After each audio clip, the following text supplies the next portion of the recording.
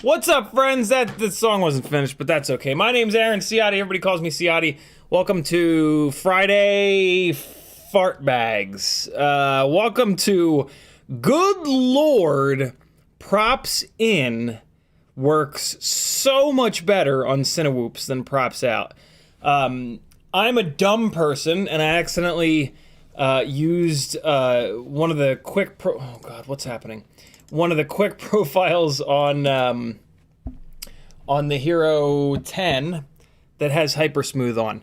That footage that you just watched in the goggles was horrible. That was Props Out. And then, but Hypersmooth did kind of a shocking job in correcting all of the, ooh!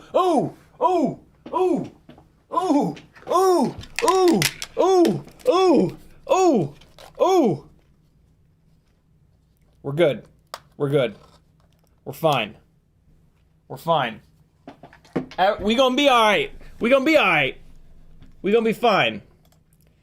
Sorry that the stream started late. When you're a live streamer, things break for no reason, ever. The computer hasn't been turned off. It's just been sitting here since Wednesday's stream. But nothing works. I turn it. I launch OBS and the camera won't connect for no reason. No rhyme, no reason, definitely no rhyme. Certainly no reason. I ended up having to completely reinstall EOS Webcam Utility Pro. Just for fun, you know. That pretty much happens like every other week. Every other week, I turn on OBS and something's not working.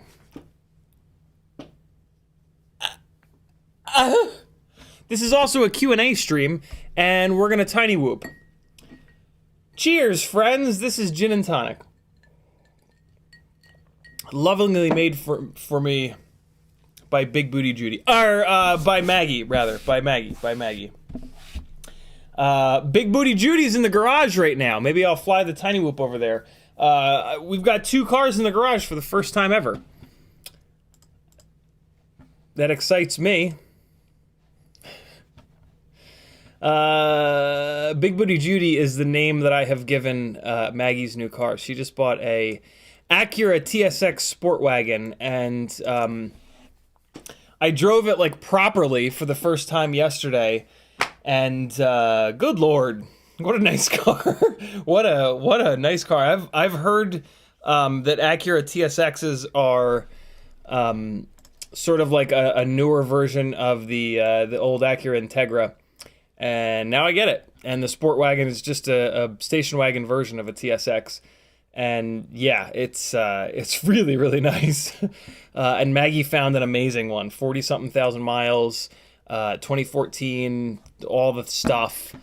So yeah, happy days are here at last. No, I won't say here at last. Happy days have been here for about the last year and a half since I met her, and have been hanging out with her and the kiddos. So hey, here we go. First and foremost, let me make sure that I have the, let me make sure that the goggles recorded. Ooh, they did. Ooh, DJI. I suck your dick, DJI. Oh, thank you for saving me. All right, so here, hold on. We're not going to dive all the way into this, but I just want you guys to see how kind of wobbly and all over the place this thing is with Props Out. And I mean, this is a pretty good Cinewhoop. I actually slapped the ground there. This is a really tight Cinewhoop build. Like most Cinewhoops will not fly this good. I guess it's not that bad. It really isn't that bad. But I just want to show you some of the wobblies, and then I'm going to show you Props In, and you're just gonna pee. You're gonna pee. So, you know, look at that wobble. Yeah. So get somewhere that you can pee, because it's gonna happen. Look at it wobbling around. Look at the wobbles. All right, ready? Here, look. Ready? And ramps up, and then wobble. The ramp up and the wobble. Look at that. All right, ready? So there's that. Can you just? And now, fart. Come on. And now look at this as a comparison. This is now Props In. We're gonna dive all the way into this, but I just want to give you guys. Look at it. See how it's still wobbling a little bit, but look at the line that it traces. Look how it falls straight down. See how it falls absolutely straight down? I have never gotten a Cinewhoop to do that. See it? See how it's falling straight down? I'm picking up the throttle, which we can't hear because DJI doesn't have a mic, but yeah, that's what we're talking about. I am almost never like completely blown away in FPV. This is nuts. If you have a Cinewhoop, put it on Props In. Actually, don't put it on Props In. Same exact quad, same exact everything. Don't put it on Props In yet. Go fly it. Do those dives with it. It's the most obvious on the dives, but it's actually everywhere. Everywhere it performs better. And then go to Props In and go fly it again. You will not believe the difference. But we're gonna dive all the way into it in a little bit here. KC Quadtron X was first. Tuner Taxi was next. Northern Tier. Actually, I probably missed a bunch because reinstalling the software made me restart the computer and all that jazz. Northern Tier FPV, Alec Dvornik, Riot 9, Steady Eddie, Great Southern FPV and RC, Quadbod, Frank Nicholas, Kiz Bartlett, J Drone, CMYK FPV, Mr. Huggy, Espander, J Drones again, Mr. Blue Sky, Gusto, Mr. Huggy, John O'Connor, Iron Mask NSR, Ed K, Kiz Bartlett, Mr. Blue Sky, Brandon's Baked Beans, Paul McDonald, John O'Connor, Alec Dvornik again, Stream Elements has arrived, Flush FPV, Michael D,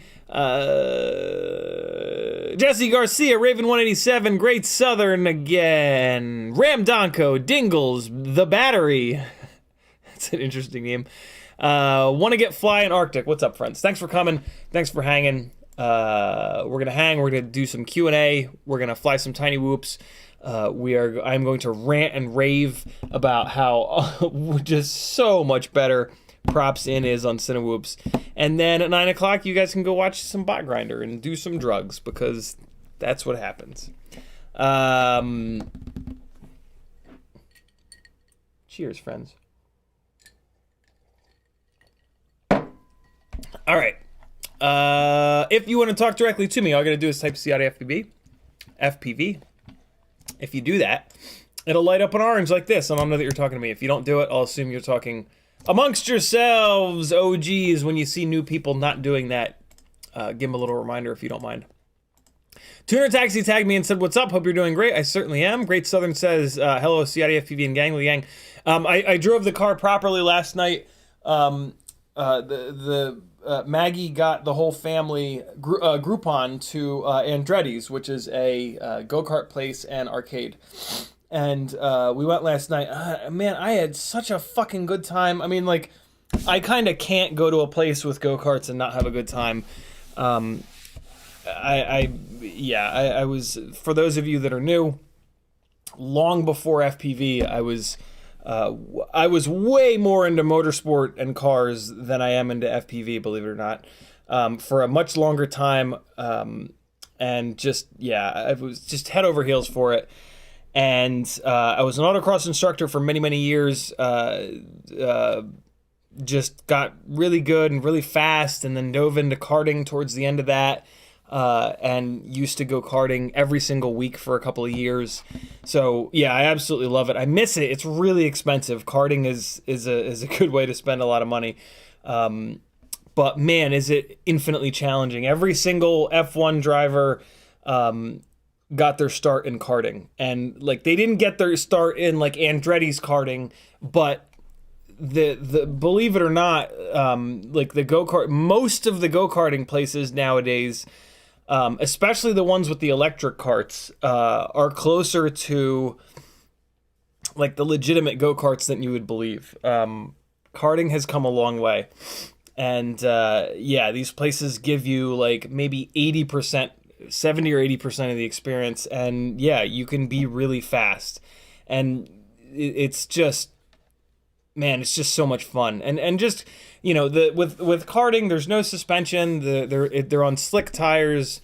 There's a lot of things that really connect you to the surface, and it's just great. It's one of my favorite things in the world to do. I wish that it was cheaper, but it makes sense that it's expensive because they do not get much life out of those tires. The tires are not cheap, and they got to pay a bunch of people to hopefully, you know, have the idiots that show up not kill themselves. So it makes sense that it's expensive, but man, it really it's really just a great thing to go do.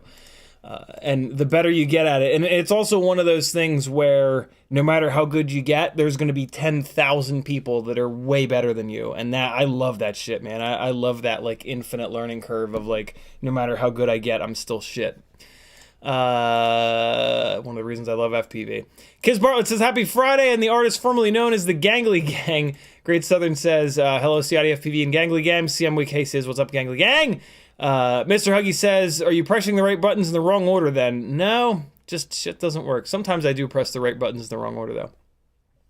That's the other thing about streaming. Like, you got to push all the right buttons in the exact right order. And then the battery 00 says, would you think Props In does the same for a Tinywhoop? All right, so great question, the battery. What's the deal with the name The Battery? Tell us. We want to know. Tinywhoops. So with Cinewhoops, do I not have a Cinewhoop handy? All right, I'm going to show you with a Tinywhoop. Just pretend this is a. I'll hold it really close to the camera so it seems bigger. With a Cinewhoop, you're mainly doing long straight lines, and then you're doing orbits, and then sometimes you'll drop altitude and gain altitude.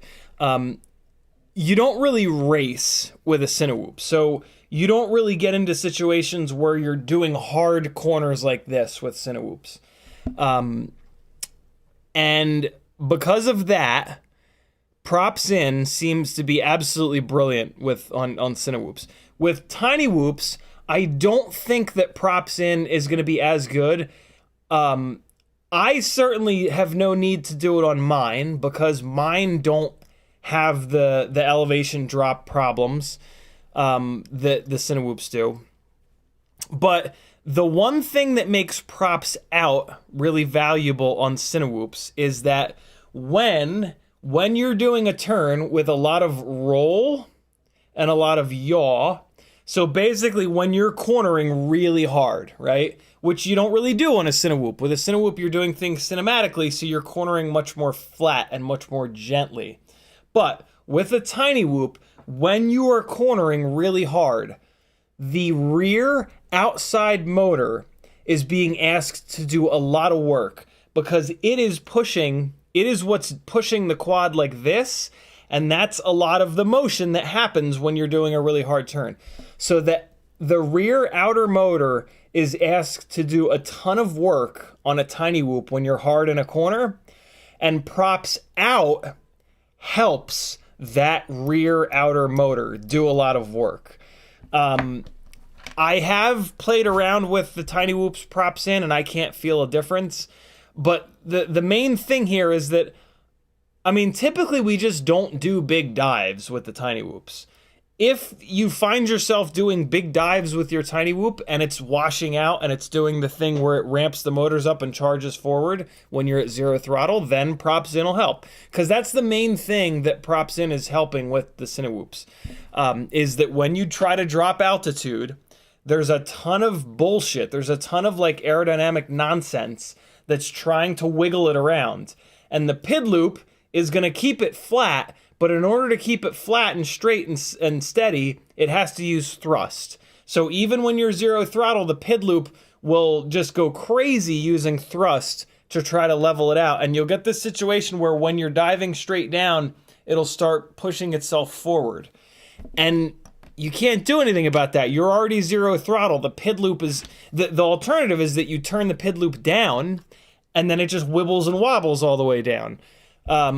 Which ruins the footage, right? So, yeah, Props In on a Cinewhoop is doing something magic. I think that, and original OG beta flight, 3.5.7, 4.0, 4.1, I think even 4.2, was defaulted to Props In. Betaflight has always been set up for Props In. It's only very recently that they changed the default. I think it's in 4.3, the first time ever that they changed the default to Props Out.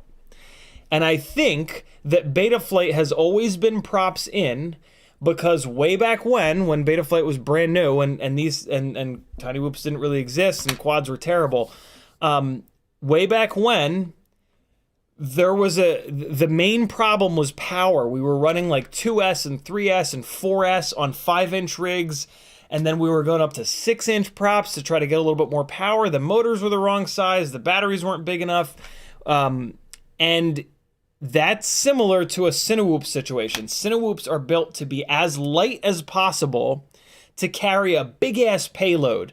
It's as light as possible so that it's as safe as possible and as quiet as possible. So Cinewhoops are inherently in a situation where they are underpowered. And our original quads 8, 9, 10 years ago were super underpowered. So I think that the Betaflight devs realized that, and when they decided, hey, because I'm sure at some point they were like, oh, we can make the prop spin out or we can make this prop spin in. I'll bet you they tested it and they flew it around with props in and they were like, wow, it flies a lot better props in than props out. As of like 5 or so 6 years ago, 5-inch rigs started getting really dialed in on their power systems. And once the powertrain had enough thrust, the props in situation was not as necessary. And it became a game of like, how do we crash through Scraggle better? Well, we go props out to push the Scraggle outwards. That is complete conjecture. I have absolutely no idea if that's true, but I bet you it is. I bet you that's why props out has been okay on 5-inch rigs for so many years. I'm absolutely staggered that we're just now figuring out the props in thing on Cinewhoops. Huge shout out to Mark Spatz of UAV Tech. He's who I figured this out from. He put a video up a couple of weeks ago talking about problems with, I don't know what the video is called, but a couple of weeks ago he put out a video about Cinewhoops and how to get them to dive better and how to get them to not do the yaw washout nonsense.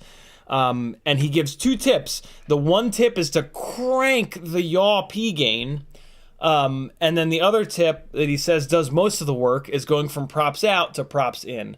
And Jesus, I didn't touch the P gain on that rig. It's on the sliders, so it's got like standard P gain, yaw P gain, I should say. I just went to props in, and I mean, just mind-blowing difference in yaw washout and just diving performance.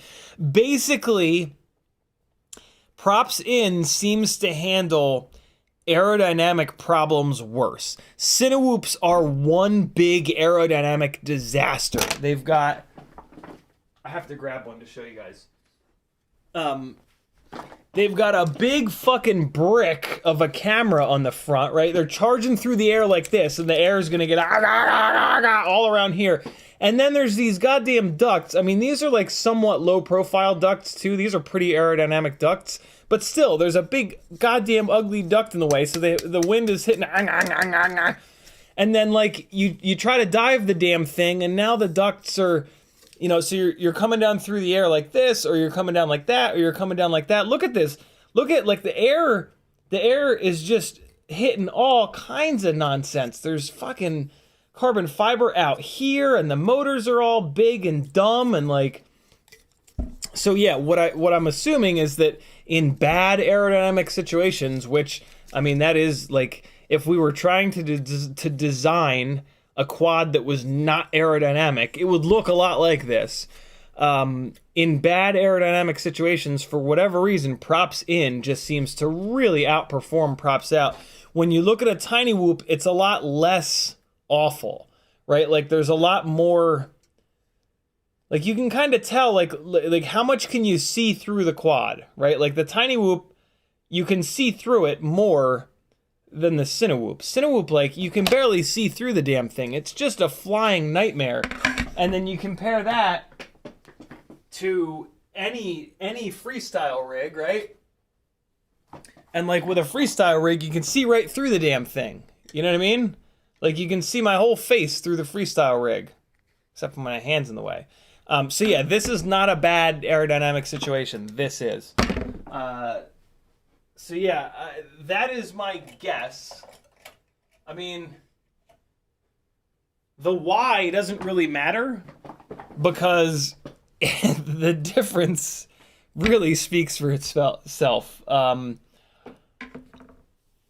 I also think that it seemed to get a lot better runtime, which would make sense when the PID loop is struggling and ramping the motors up like crazy. It's using a ton of juice from the battery. So yeah, on props in, I have a feeling you're gonna get more runtime too.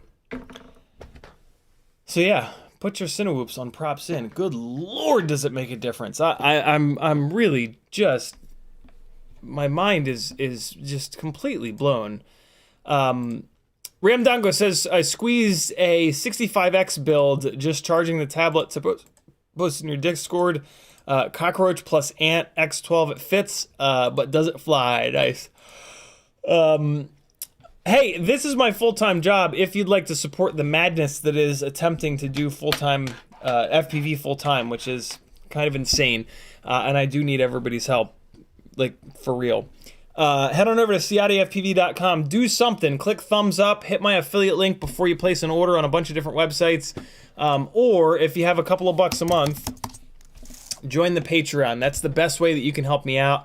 That's why it's up on top. It's $3 a month to get in on the general tier. That'll give you a ton of perks. It'll give you full access to the Discord channel where you're going to get access to the stick end rental thing. You can, I have boxes of every single stick end that exists that I will send to you, and then you can actually try them. Looking at a picture of a stick end does you no good. If you want to know if you're going to like a stick end, you have to put it on your transmitter and fly it. And I have a box of all of them that you can basically rent out from me if you're a patron. So join the Patreon. It is really the only reason that I can continue to do this full time and give you guys 10 hours of live streaming a week, every single week. I know $3 a month, it's kind of like, well, that's not, me not signing up doesn't make a big difference. It makes a huge difference. And for some reason, the Patreon's been slowing down quite a bit over the last 6 months. So if you have 10 cents a day, it is the way for you to kind of keep me on the air here. Etsy, I've got some really cool stickers and random hardware that might help you on your next build. Fiverr, you can work directly with me one-on-one so that you stop buying shit that blows up. Remember the last time you spent $80 on an ESC that caught on fire? I know the ones that catch on fire because I've been buying them all for the last 6 years. Let me help you not buy the garbage that doesn't work. Give me the money that you would spend on the garbage, and I'll tell you the right stuff to buy. Teespring has some really fun shirts and tote bags and whatnot. If you want to do a super chat, that's awesome, but YouTube and Google take 30%, so a lot of people choose to do a PayPal instead. And then in the chat, you just type @CiottiFPV, check your PayPal, and then I give you my love. FPV Exchange is just an amazing website by an amazing fella. And then look at all these affiliate links. Next time you're doing orders on any of these websites, if you hit one of these links before you check out, I will get free money and I will use it to keep doing this. We Bleed FPV, Newbie Drone, FPV Cycle, Amazon, Get FPV, Oh My God's Site, Flywoo, Banggood, Camera Butter, AliExpress. Amazon is one of the big ones right now. You know you're ordering gifts for people on Amazon. Hit this link before you check out every single time you check out, and I'll get a little % of your order. And then I swear to God I won't spend it on drugs and hookers. I swear, I promise. Unless you want me to. Then I'll say that I am, but I actually won't because I don't want to get the herpes. Casey Quadtron X says, Merry Christmas, brother. Happy New Year. Love you. Thank you, dude. Love you too. Rob Exison says, hey, Mr. Gangle, that's me. The Battery says, I got the nickname when I was about 12 years old. My initials are AAA. It's cool. And I used to have a bad stutter. My friend said I was like the Energizer Bunny. He kept going and going and going. Oh, man, your friends are mean. I would have probably said the same thing when I was a kid, though. All kids are jerks. The Battery says, my close friends still call me Battery. I love that you're owning it, man. I love that you're owning that nickname. It's you know, we can either get pissed off at stuff or we can own it and throw it back in people's faces. It says a lot about you that you're owning it and going with it, man. Cheers to you. Expander says, what? They changed the default to Props Out? Really? I'm pretty sure they did.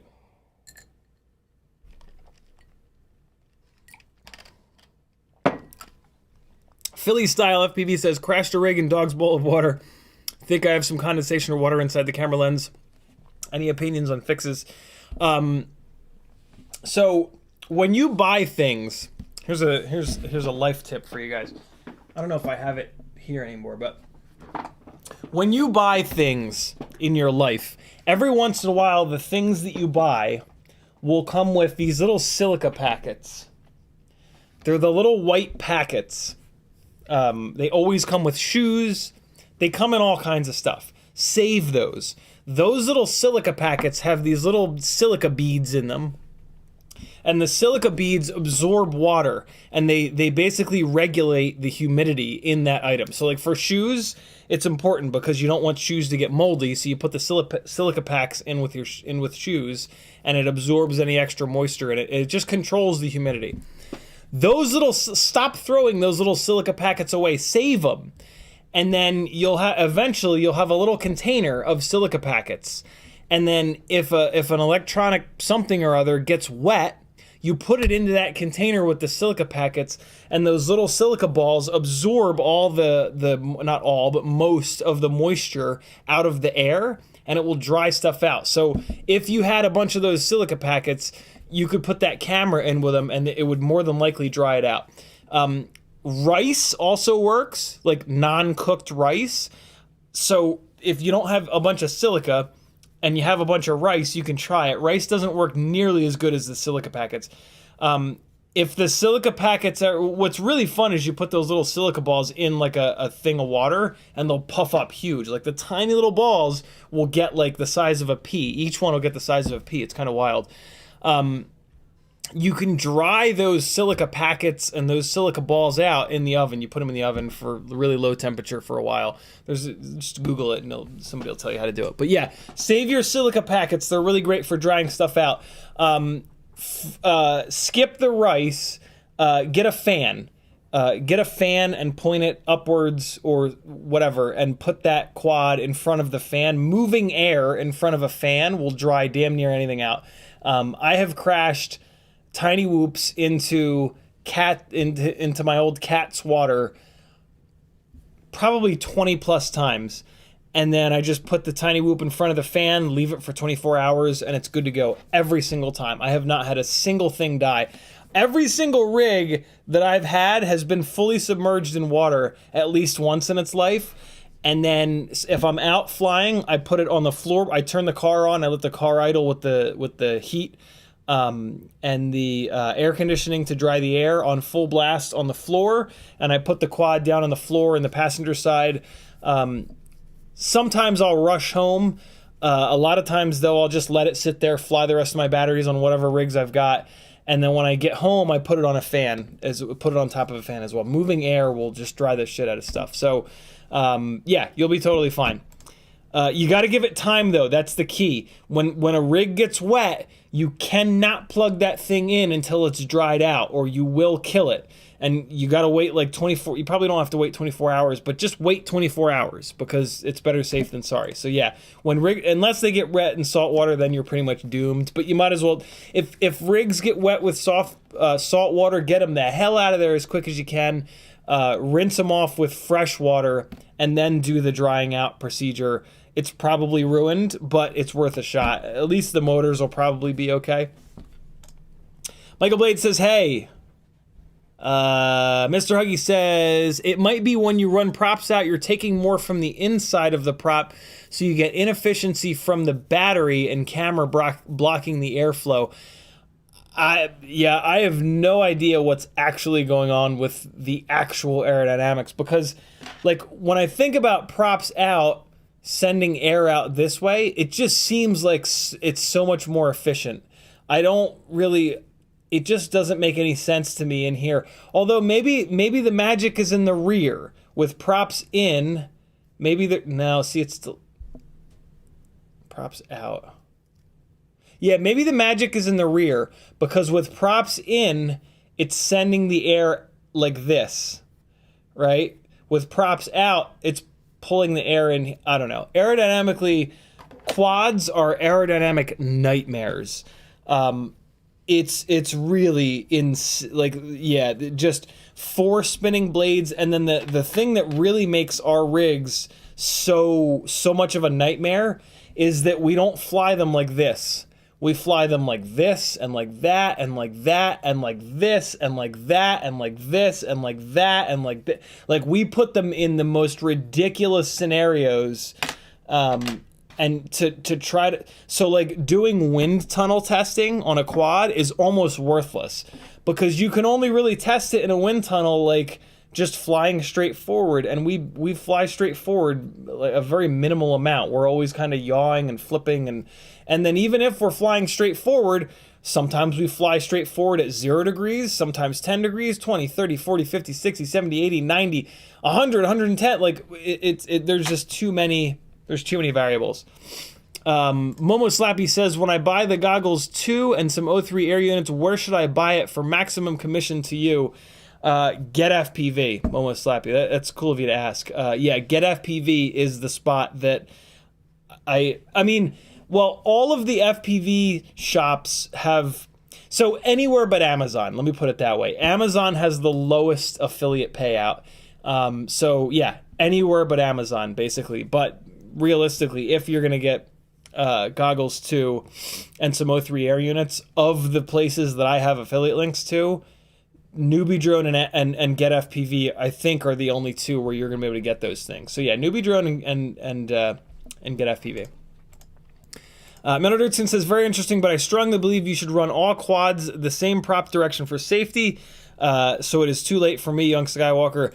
I agree with that for sure. So like when I first started playing around with switching to props out, we're talking like 5-6 years ago now.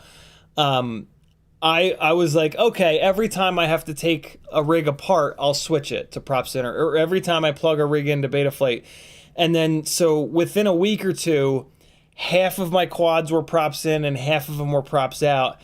And like without fail, I would fly it, I would break a propeller, I would change the propeller, and I would put the wrong one on, and I would go to take it out. I would go to take it off, and it would Tasmanian Devil. Oh God! So after that happening a couple times, I was like, you know what? I'm just gonna sit down for a half an hour, and I'm just gonna do all of them. And that's exactly what I did. I just sat there, I just lined them up, and just one by one by one, I took the props off, went in the motors tab, did all the things. So yeah, I hate the idea of having the Cinewhoops be props in and then everything else be props out, but the difference in flight performance of the Cinewhooping on props in is absolutely phenomenal. So yeah, that's going to be the situation, and I'm sure that I'll forget and it'll be annoying, but I mean, you don't change props on a Cinewhoop very often, so I can probably get away with it. Jackalope says the magic is in the rear. Yeah, it's true in all aspects of life. All right, so let's dig in. Hold on. I'm trying to remember. I did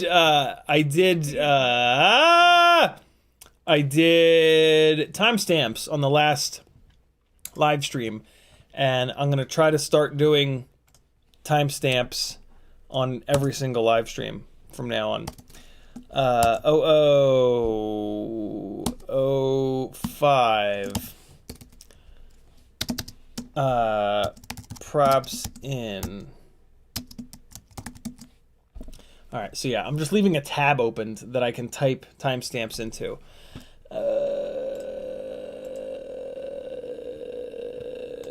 Okay, so let's take a look at some of the footage from the DJI goggles of props in versus props out.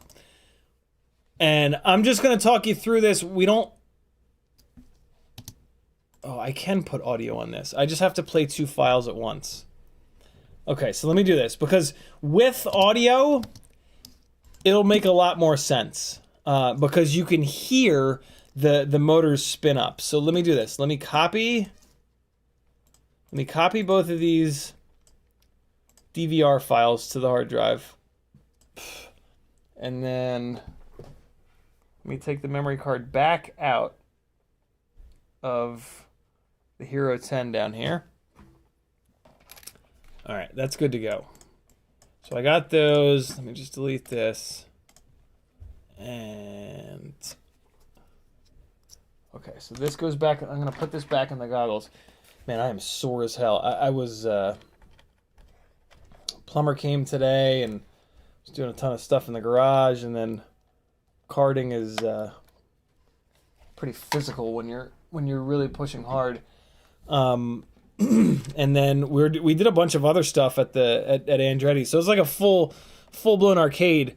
So they had laser tag. I was running around, and then I did like big proper VR for the first time with like a big rifle and everything. All 4 of us.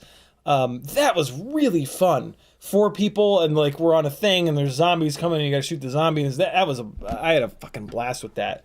That was bringing back all kinds of airsoft vibes, which is super fun.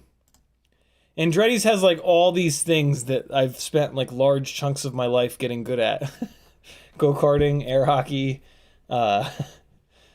shooting things, which is basically airsoft. What's happening? Please open. Why are you not opening? What's happening? There we go. Okay, so GoPro and then here and... Alright, so let me... How can I get this synced up? So... The props out part of the test. This is the 2104 Cinesplore. Okay. 1050 Tattoo R line, jumped in 5 blades. Mainly going to be testing dropping altitude. Here we go. All right, and I gotta try to sync this up. So bear with me here. I'll pause it, and I'm just gonna listen for the motors to arm, and then I'm gonna hit play.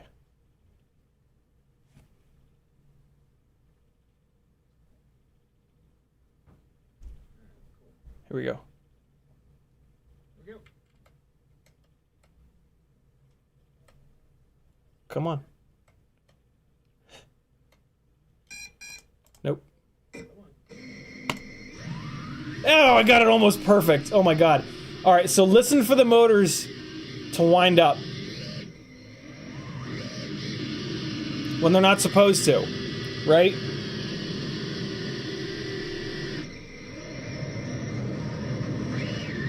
Hear them starting to wind up? It should, you'll see on the next video, but ready? Hear them winding up? And then just notice the wobbles.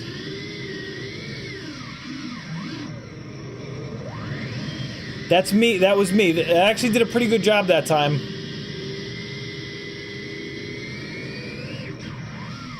That's not me. That was me being full throttle there.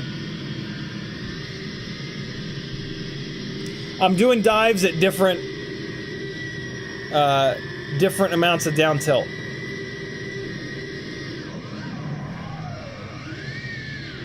That's all it. I'm zero throttle that whole time. I was zero throttle on that entire dive. Here we go again.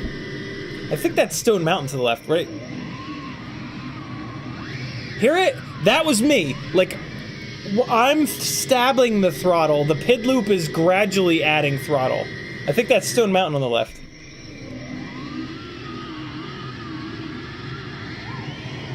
That was me, right at the last second.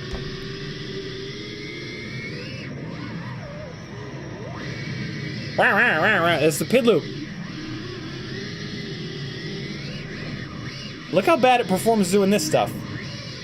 We don't expect the Cinewhoop to perform well doing this stuff, but...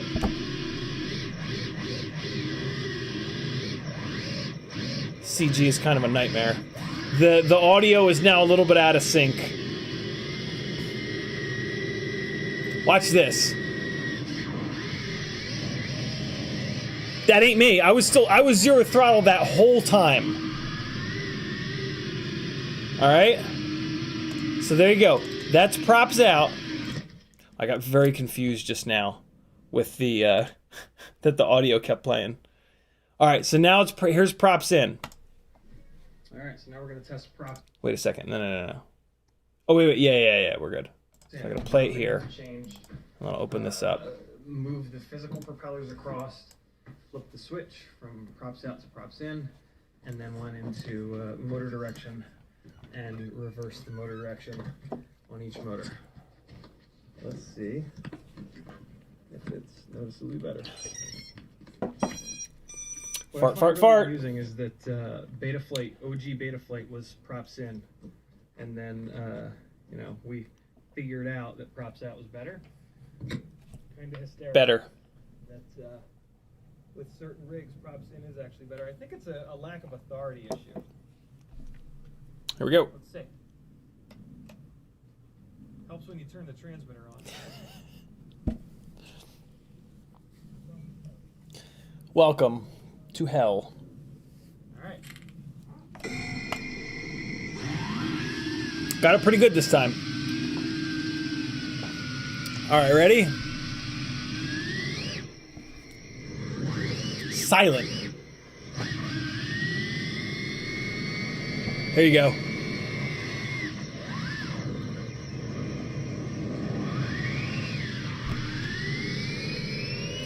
And look at the trajectory. See how it falls straight down? Here's a big one.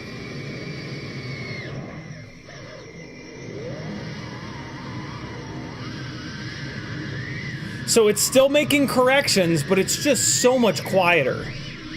And look at this.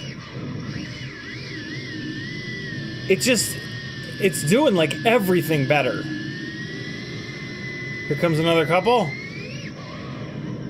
Look at that. See the trajectory? It's traveling downwards. It would never do that with Props Out.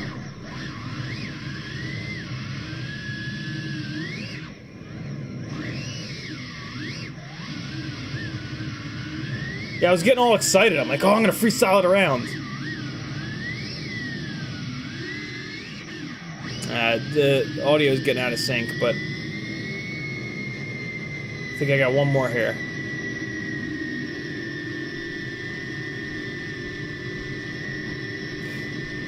$399 feet.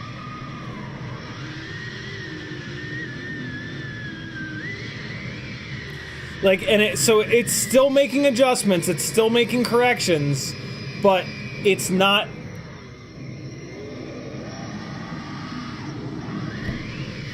Big difference. Big difference. It's still it's still as aerodynamic as a brick. Look at that. Look at it ripping around.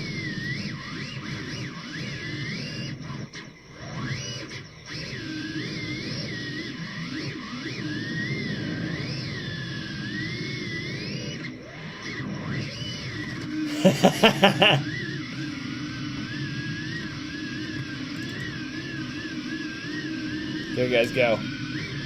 I had to blow the pathway off. Blowing the pathway off. Always blow the pathway off, friends. Always blow it off.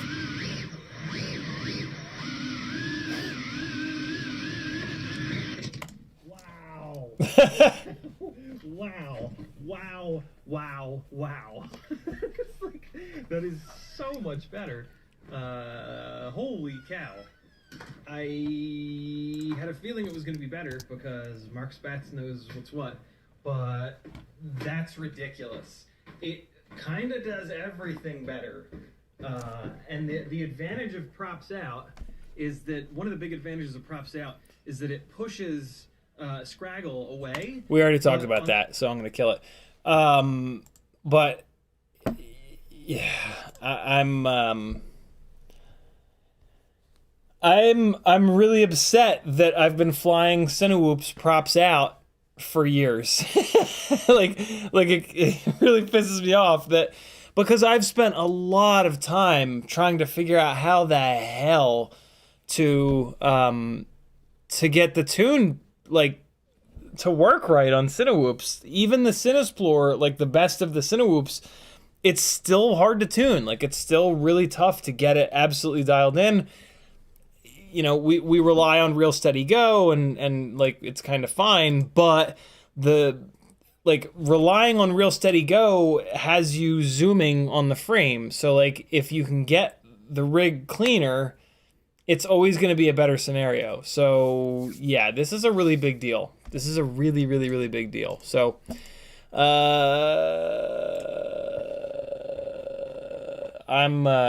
mind is blown.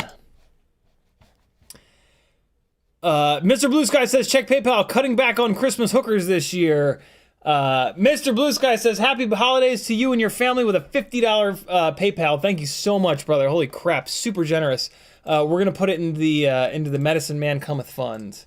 Dude, thank you. Very, very generous. There is going to be a Christmas live stream for those of you that have just started watching in the last 12 months. Every year I will do, the first year I think I did a 24-hour stream, maybe not, but I do, there's like the 12 days of Christmas. I do the 12 hours of Christmas. And yeah, we're going to be doing that again this year. I don't know what day it's going to be.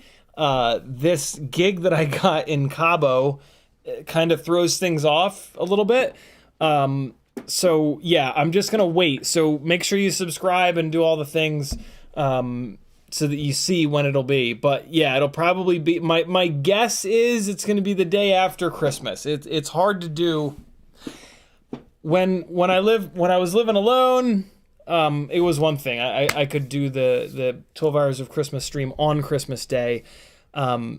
And I loved doing that because I know that there are folks like myself at the time who didn't have places to go for Christmas. And it was really cool to be able to, like, have a spot for those people to kind of hang out and feel a little bit of friends and family on that day.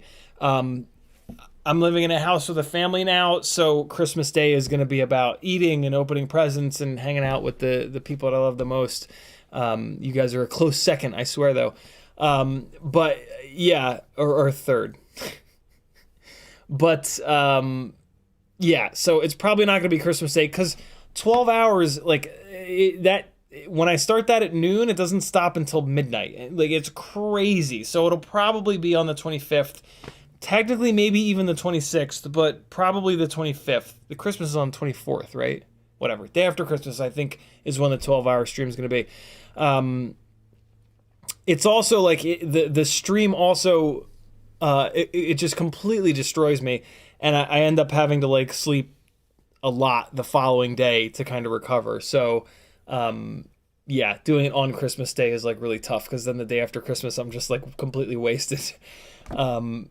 My voice will be racked and all the things, but it's worth it and it's super fun. And yeah, the one big crazy thing that I do with the 12 hours of Christmas stream is for every hour of the stream, if we get to, so there'll be an ongoing one of these guys that says something along the lines of the price of my dignity.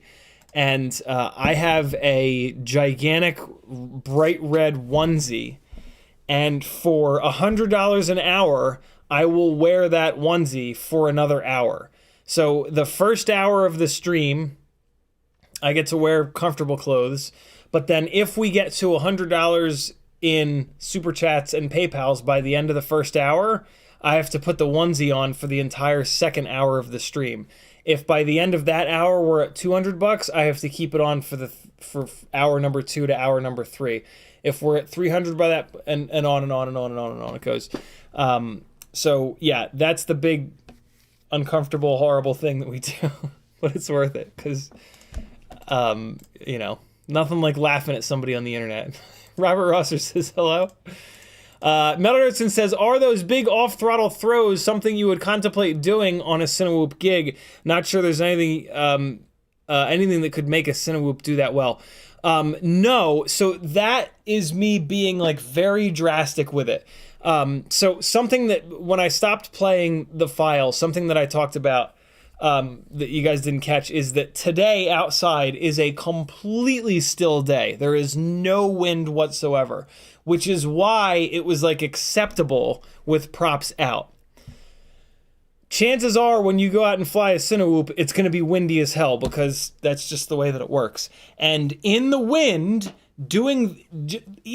not even diving like that, just trying to lose altitude is miserable. Like, you can just try to come in like this, and a Cinewhoop, if it's windy, will just, like, fucking fly. It'll just refuse to drop altitude. And that's where this Props In is going to be absolutely amazing. Like, I feel like every single gig I've ever been on, when I've done a movement where I've wanted to drop altitude, the Cinewhoop has wanted to wind up at some point. And it's always been on Props Out. So that's what I'm so excited about with this Props In. Next time there's a windy day, so my analog Cinesplore is still on Props Out. So if we get a windy day, I'll take that one out and I'll do a battery with it, Props Out, and then I'll switch it to props in, and I'll do a battery with props in, and you just will not believe it. It's wild. I might have, let me see. It was doing it at Stone Mountain, something awful. And I remember it because I was getting really frustrated because there were gaps in the trees that I wanted to drop altitude down in through, and I couldn't because it kept winding up. So it would be, yeah, it's on this one. All right, ready? Let me manage the volume a little bit here. So it was towards the end of this.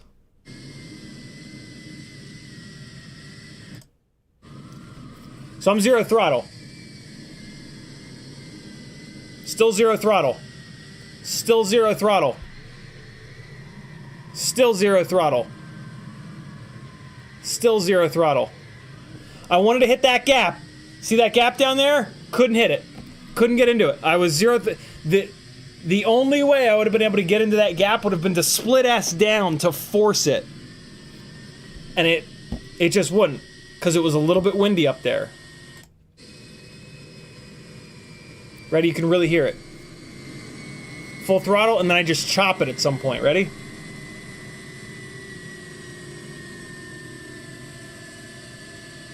This is still me. Still on the throttle. That's chopping the throttle there. That's the quad. That's the PID loop. Still the PID loop. All I wanted to do was come down. Still the PID loop. So that right there, if I were props in, it would have been much better. There was another point that it was doing it. That was the worst. That like sometimes it'll do it really bad, and that was a really good example of it. Now this is.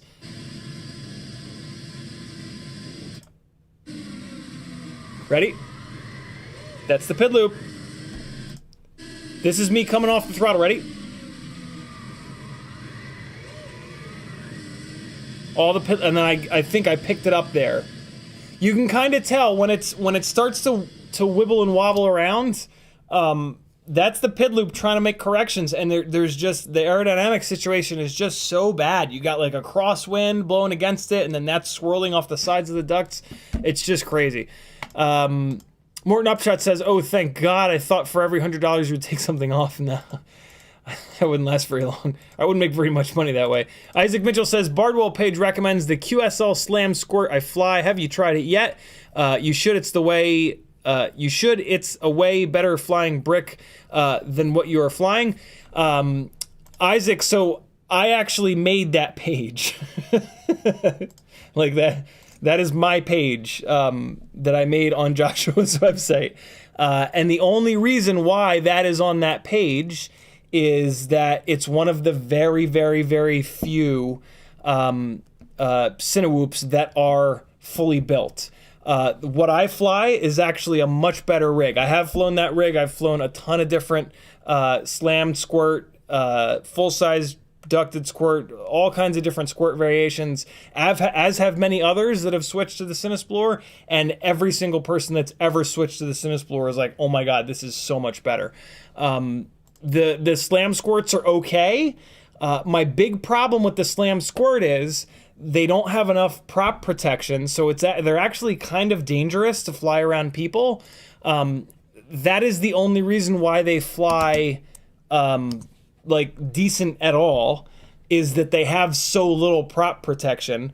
There are a number of other issues with the Squirt. Just sort of take my word for it. Yeah, like I literally made that page. I'm looking for it here. Where the hell is it? There it is, Cinewhoop page. And then, yeah, so you'll notice on that page that Ciotti's perfect Cinewhoop build is based on a Cinesplore frame with the Stan FPV ducts. Yeah, these ducts are the absolute minimal amount of protection that, in my opinion, is safe to fly around people. And realistically, that's what a Cinewhoop is for. Cinewhoops are for flying around people. What I was just doing, like flying around Stone Mountain like that, I should have been doing that with a 5-inch rig, but I had a ton of Cinewhoop batteries charged, and I wanted to go really, really slowly. The other problem with the really, really thin slammed ducts is that they're too fast. The whole point of a Cinewhoop is to go slow, and in order to go slow, you have to have a taller duct. When I'm flying around people, or when I want to fly really slow, I actually take these CiottiFPV ducts off. The CiottiFPV ducts are about that tall. There's a Cloud 149 duct that the Cinesplore was originally designed for, which is like that tall. And that duct is perfect for flying really, really, really slow. The problem with that duct is it does an even worse job when there's crosswind and shit like that. But if I'm flying like inside a building, for example, and I want to fly really slow, that's the duct that I'll use because it's nice and tall. And then if I'm flying outside, or if I want to go a little bit faster, I'll use the CiottiFPV duct.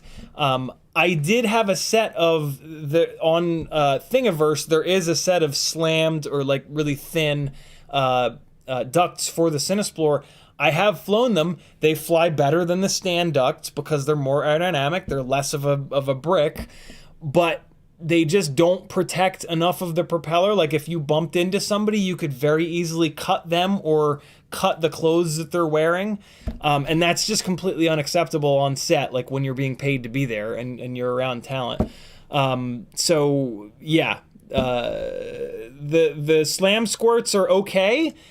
I mean, it's fairly straightforward, right? The Squirt was the very first Cinewhoop ever. The Cinesplore came out like a year and a half afterwards, and Bob is really good at looking at everything else that exists and taking little bits and pieces, all the little bits and pieces that work well from everything else that exists, and smashing those all together. And that's exactly what the Cinesplore is, and that's why it's so good. It's so good because it came out later, right? Like we had the Squirt that came out, and then we had a bunch of these Cinewhoops that had like the fully carbon fiber protected top plate and bottom plate with the foam in between.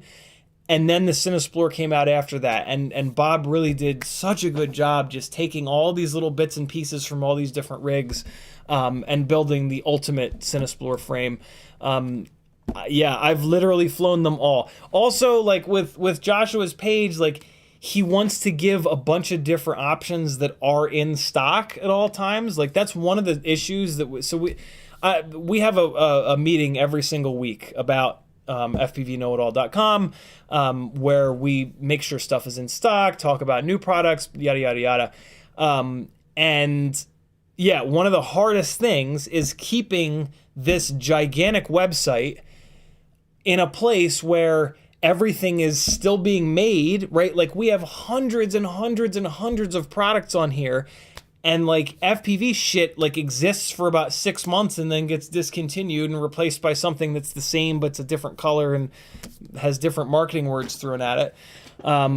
So yeah, we struggle a lot, and one of the ways that we get around that is that we always make it a point to give like 3, 4, 5, 6 different options, so that if you go to the Cinewhoop page and 3 of them are sold out because we haven't noticed it, there's still a couple of options there. So yeah, like if I had my way, like my perfect Cinewhoop build would kind of be the only one on there, because I've spent an absolute ton of time and effort flying, building, talking to people with every single other Cinewhoop to figure out like the exact right combo. You know, I'm not sponsored by FPV Cycle. I don't get stuff for free from FPV Cycle. Like once a year, Bob will send me some like prototype stuff, but like it's prototype stuff. It's not the final version. It usually has issues. I usually end up spending more money than that frame was actually worth. I have no, like, I've been friends with Bob for a number of years, but like if there was a better product, I would be using that better product. And I mean, frankly, if there was a better product, but I would be telling Bob about it, he'd be like, "Oh shit, awesome!" And then he would put those improvements into his next frame, because that's just what he does. So yeah, if there was a better Cinewhoop frame, duct, motor combo, whatever it may be, I would already be flying it. Again, the Squirt is fine. The Squirt is one of the better ones. If you slam the Squirt and run those like minimal protection ducts, it really, really, really helps it out. But it's not safe on set, and it's too fast, and it barely, and it might not, but it barely flies better with those minimal ducts than the Cinesplore with these much beefier, much stronger, much more protection, much slower flying CiottiFPV molded ducts. So, and if you want it, if you don't believe me, Eva FPV recently switched from the Squirt to the Cinesplore.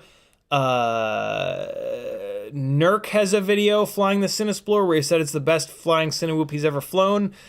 Jet also has a video, same exact thing. And there's just a whole bunch. Basically, just look for people flying the Cinesplore. Most of them were flying other Cinewhoops before it because of how late the Cinesplore came out in the game. So pretty much anybody flying a Cinesplore, talk to them if you don't believe me, and they'll tell you like, oh yeah, I used to fly a Squirt, I used to fly a Taycan, I used to fly all this, that, and the other thing, and they all suck compared to the the FPV cycle Cinesplore. So yeah, it's really a remarkable frame, and there's a bunch of different ducts that you can. I mean, that's one of my favorite things about the Squirt and the Cinesplore is that there's a ton of different ducts that you can put on it, and with a Cinewhoop frame, the ducts are kind of everything. There are a bunch of things that the Cinesplore frame does better. It's easier to build. It's got removable arms. Pretty much none of them have removable arms. That's a really big deal.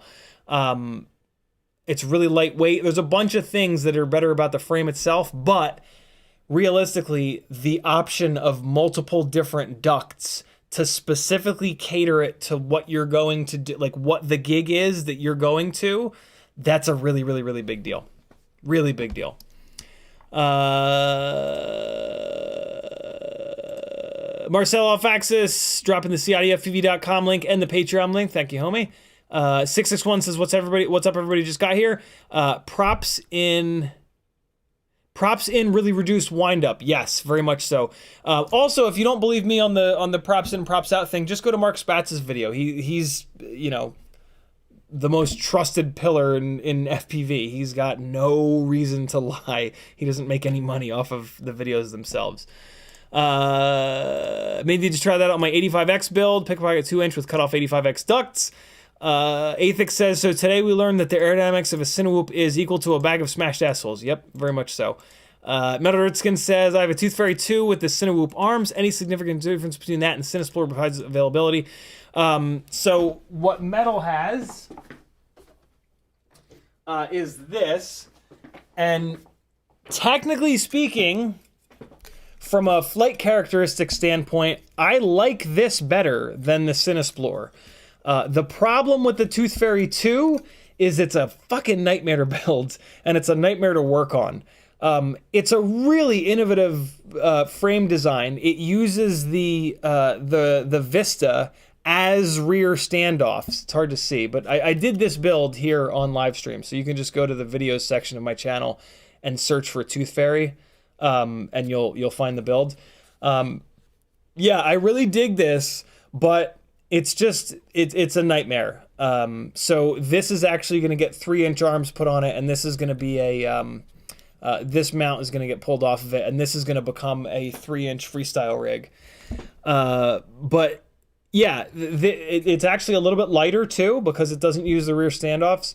It's 20 grams lighter than an identical Cinesplore build.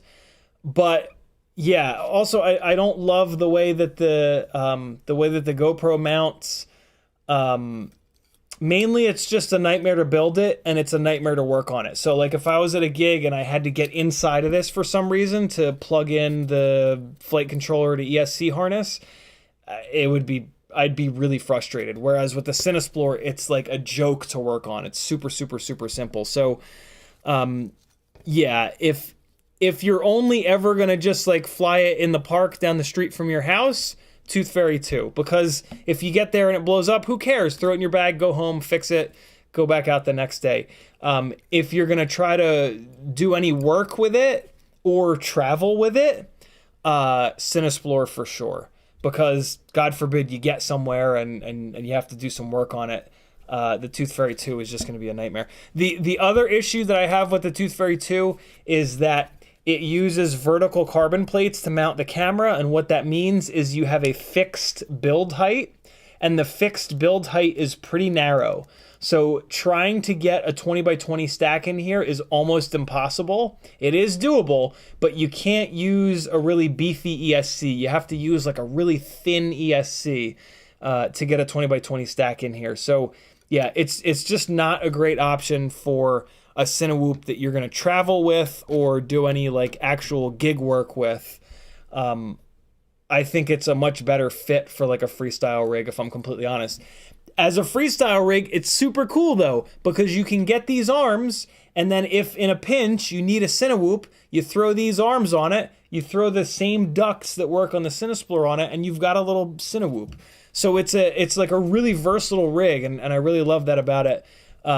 It's just, yeah, there's some things about it that are really annoying. And it's mainly like trying to get any work done on it.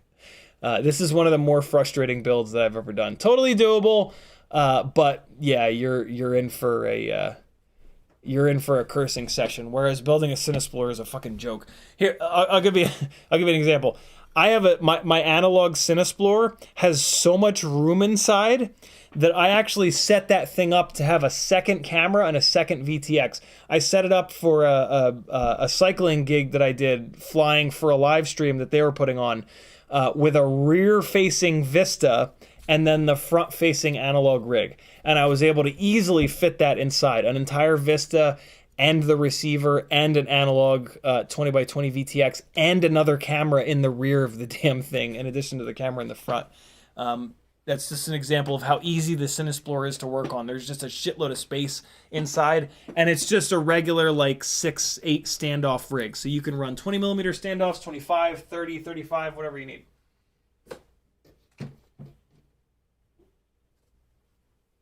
Good question, my man. Lewis H with a $5 super chat. He says, "Get yourself some flapjacks, sonny boy." I will, Lewis. Thank you, brother. Flapjacks. Oh, I'm almost out of tonic. I saved the tonic till last.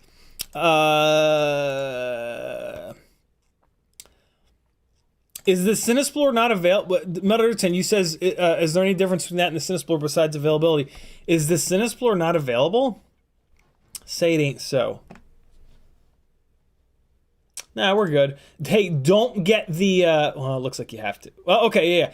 Get it with no ducts. These V4 ducts are, like, impossibly fragile. I bought a set of these, and I landed the rig, and one of the ducts broke.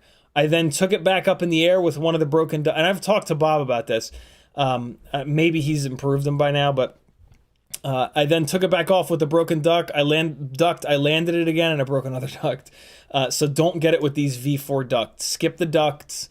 And yeah, here's the link to the CiottiFPV ducts, which looks like they are in stock. These are the ones that you want. They're so strong. Jesus.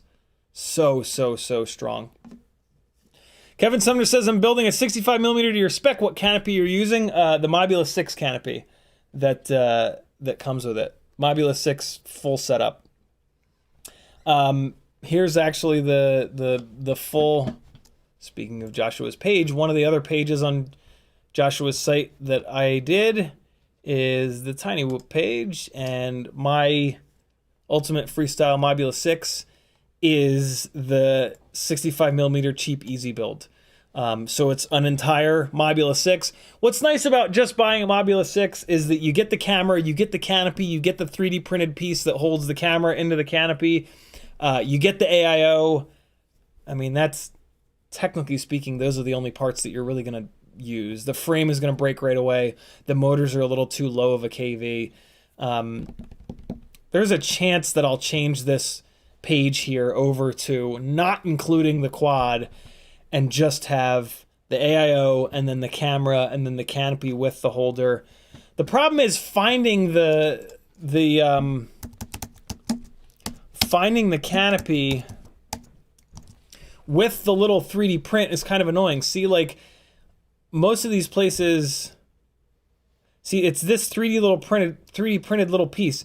Like this, unless you have it and you break, oh, it does come with it. Okay, yeah, this little piece is the one that, oh, see, it's out of stock. Yeah, the canopy is great and all, but you need this little piece to hold the Runcam Nano 3. The other problem is that there's now a new version of the Runcam Nano 3 that doesn't have these holes drilled in the corners, and you need those holes drilled in the corners for that to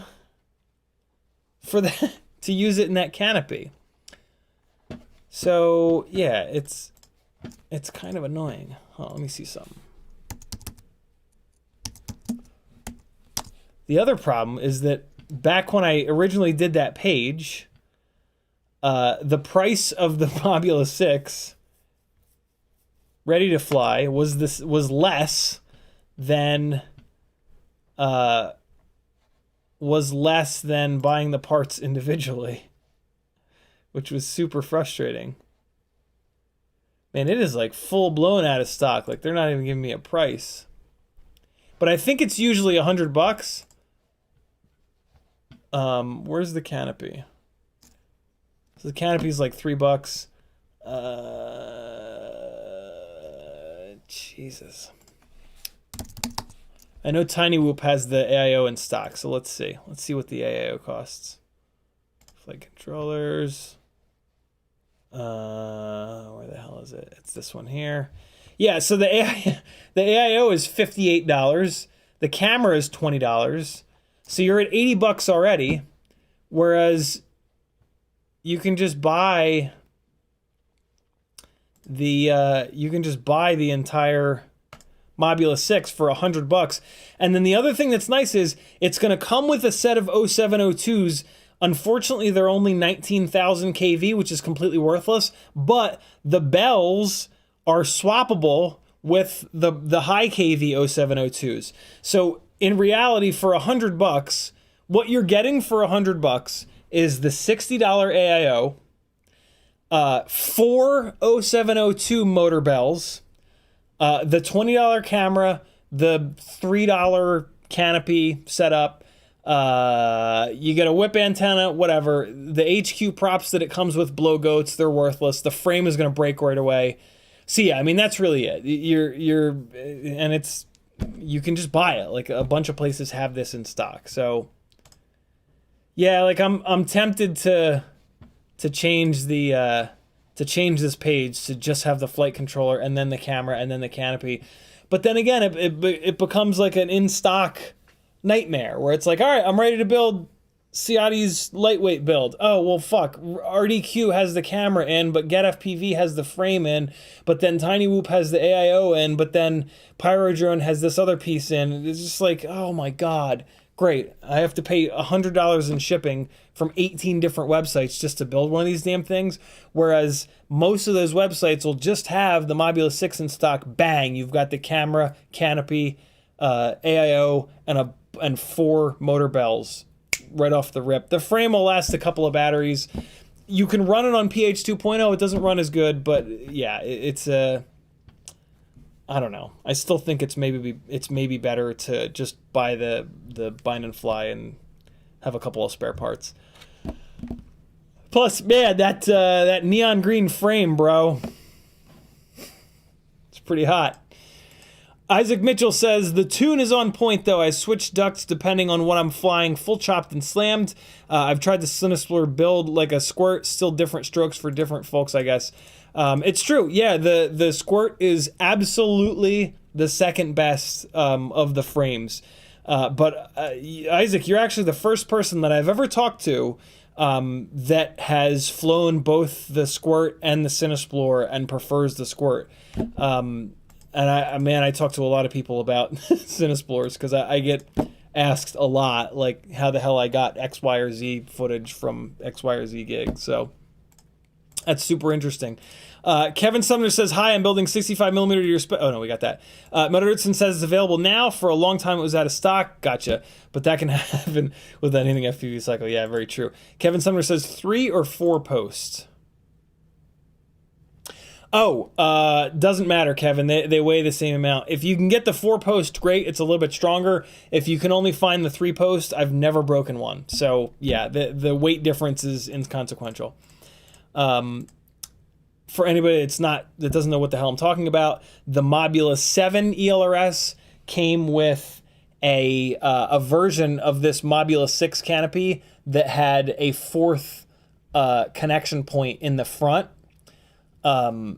Which is better because that'll the advantage there, since the durability is no different, since I've never been able to break one of these 3-post ones, the frame stiffness is what actually makes the 4-post version of this canopy better, because it's going to box in the Tinywhoop frame. And the Meteor 64 frames, the reason that they're so durable is because they're floppy as hell.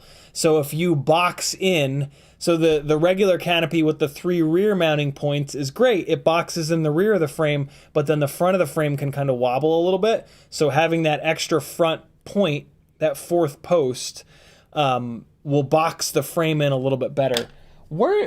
Speaking of, where the hell is my 4-post? Oh, you know what? I put it on the, well, that's kind of a waste. I put it on this stupid little miniature toothpick that I never fly. Yeah, there it is. Yeah, I'm going to take it off of here at some point. 1S toothpick, not little mini toothpick. 1S toothpick. 661 says those are 26,000 kV 0702 on the ELRS Mobula 6. Nobody makes 19,000 kV 0702. That's news to me. The most, so when they originally made the Mobula 6 ELRS, you had an option. 19,000 kV or 26,000 kV 0702s. That when I bought mine, I bought it with 26,000 kV, which is great. At some point soon thereafter, the 26,000 kV option just went away, and I've never seen it come back up before. And every single Mobula 6 ELRS I've ever seen since then has only had 19,000 kV motors. So, but let's take a look, because that's kind of important. So on, what the hell's it on 0802s for? Is this not the ELRS? When did that happen? When did they move it to an 0802? Well, it's 19,000. Where are we at here? This is not in stock, so this might be an old listing. Look at that. What? Did I really not? Have I not noticed that it's an 07? So they still, yeah, but it's sold out. So this is on Newbie Drone. This is probably an old listing. Wow, I didn't even notice that they moved it over to 802s. That's super annoying. Arrival notice means it's out of stock. Express LRS. Let's check here on Amazon, although Amazon listings are notoriously wrong.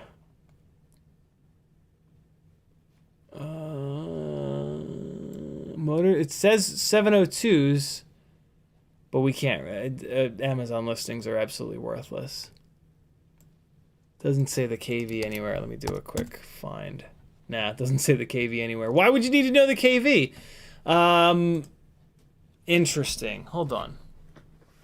Tinywhoop's Mobula 6 listing says 702, 26,000. If that's so, that's certainly the place to get it from, because the 26,000 kV is enough for most people. Wanting or needing to go above 26,000 is ridiculous. Look at that. Currently carrying the white frame version. Very cool. I would, I gotta be honest, I would check with Jesse first. I'm actually gonna check with Jesse myself.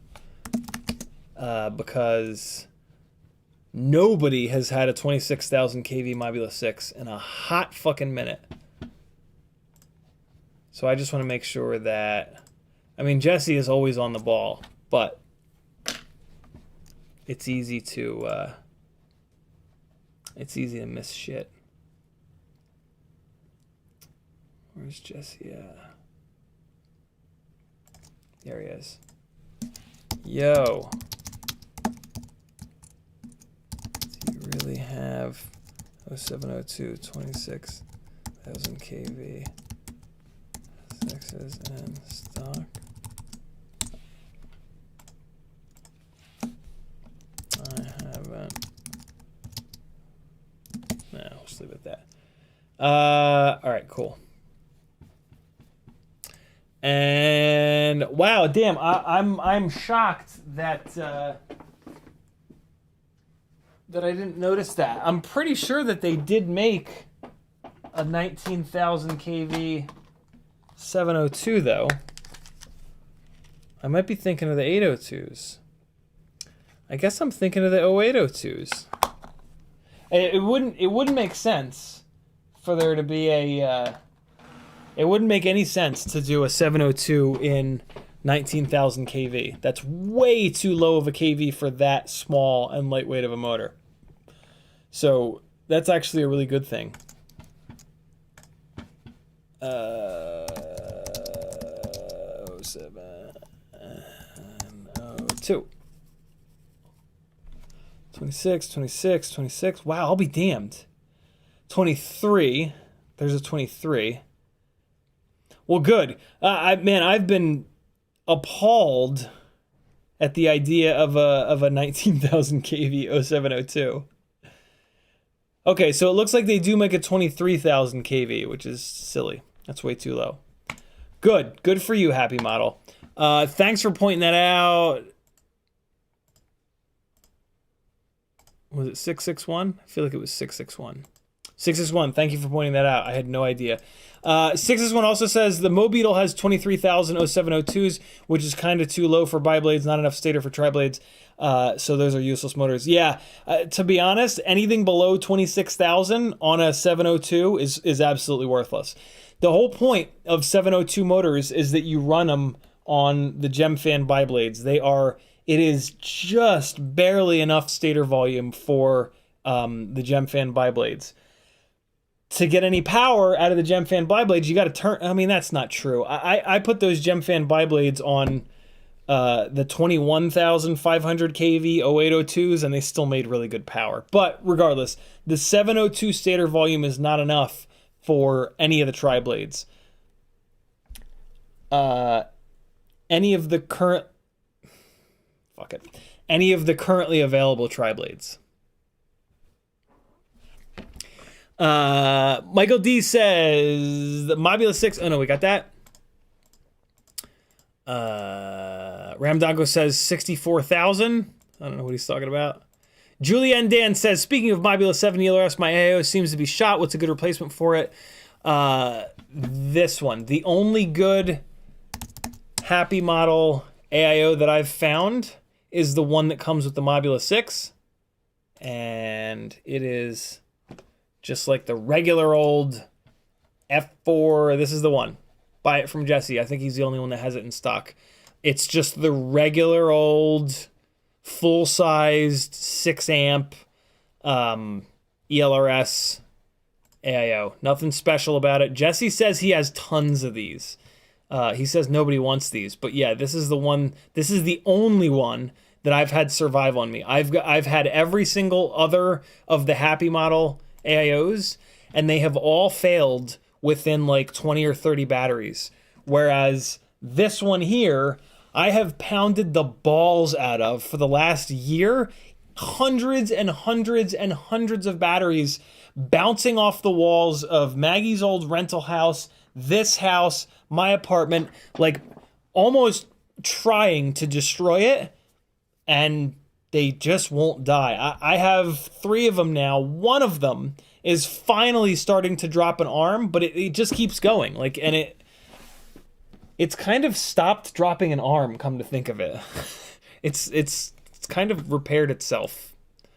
Yeah, it's amazing. 661 says 0802 came in 19,000 and 25,000. 0702s came in 23,000, 26,000 for having on. Thanks again, 661. Benedictson says my Volvo guy is getting your exact ultimate whoop build with the Weebleed 26,500 motors in case the gores are too gory for them. If he hasn't ordered yet, tell him to get the 28,000s and then just motor limit them down. And then if he wants more power, it's available to him. If not, there's really no efficiency difference. Unless he's going to be racing. If he's going for like a full-blown racing build and he's really going to get serious about racing, 26,500s for sure. If he's not going to be like top 10 racers in the country, 28,005s, motor limit them down to 92%, I think it is. And then if he wants more power, it's available. Ramdonko says, can I put 0802 19,000 on 2S? Motor limit, throttle limit as possible, 65, 75, always something. Absolutely. My tiny lifters are on 1102, 18,000 kV motors, motor limited down to like 65%, and they fly fucking great. That video of me flying around that Japanese maple is with that rig, and it flew amazing. That actually reminds me, tomorrow there is no live stream because I don't stream on Saturdays, but there will be an edit. That edit in 4K so that you can really take a look at what an Insta360 Go 2 on a Tinywhoop can do in 4K will be going up on YouTube. I need to click here and scroll down here, and then YouTube 4K final, and there it goes. I shouldn't have done that. It's not that big of a file. It's 2 gigs. If this stream goes to hell, it's because I'm done. It's 8:42. Holy crap. What else were we going to do? Fly the Tinywhoop? We got to get on it. Let me get that rolling. And then, so we're going to fly the rig on the prototype props. Where's that leaky battery? Where you at, leaky battery? There it is. Let's fly the leaky battery first. We're going to see... Oh, fuck. Hurt my hand today a little bit. We're going to fly the leaky battery. Man, I'm getting battery goo all over me. It continues to leak. This battery has a little pinhole in it, and it continues to leak. But I keep charging it, and I keep flying it, and it flies fine. I don't get it, but let's keep flying it and see what happens.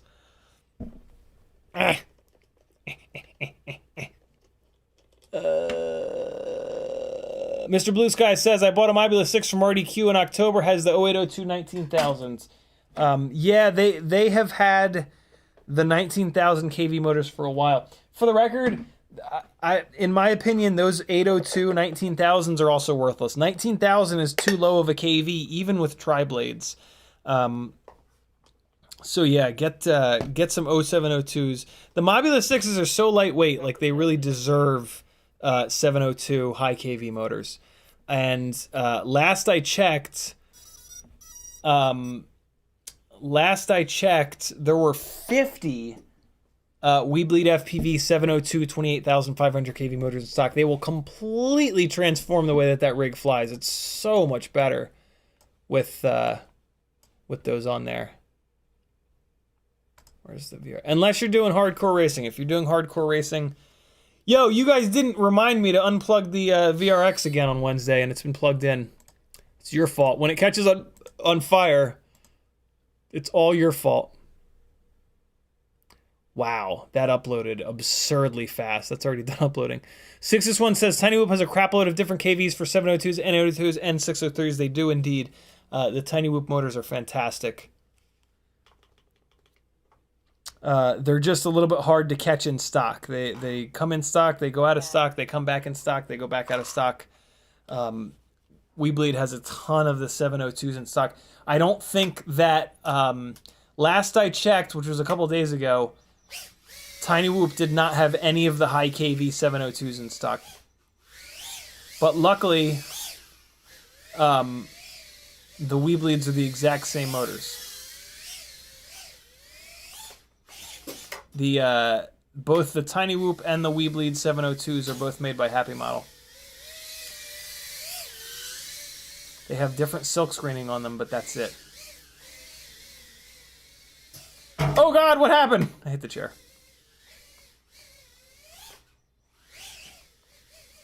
So this is the rig on the prototype motors. I'm sorry, the prototype props. This is a new Gem Fan prop that they asked me not to really give any specifics on. Come on, get off of there. Get off of there. Damn it. If you're gonna arm and disarm, like, you have to have a couple of feet for it to fall, and I could just kind of tell that I wasn't gonna have enough there. I almost got it stuck on a tree. Oh, shit! Oh, boy. We're in the lamp.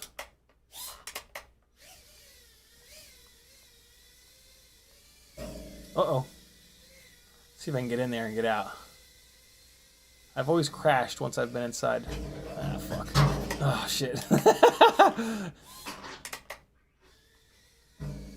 Let me out, let me out. Let me out, let me out. Oh, man. Plinko, engage! Plinko! Oh, boy. Hard to get out of this motherfucker. Come on, let me out. Let me out. Stop it! Stop it! Let me out! Yeah, yeah, yeah! Oh, it's so close.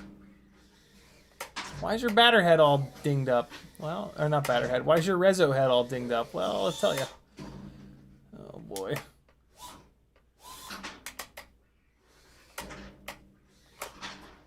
Alright, let's approach this.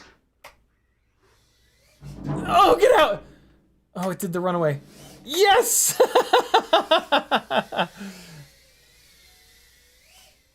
Oh boy, oh boy, oh boy! We're fine. No, no, no. Don't fall down the stairs. 20 seconds. Oh no! I almost got it stuck in the other tree. Who's around up here? Anybody? Maggie in there working hard? Oh, she working hard, wrapping surprises. I'm about to ruin a surprise. Oh, God. Not feeling the flow tonight. Not feeling the flow. Come on.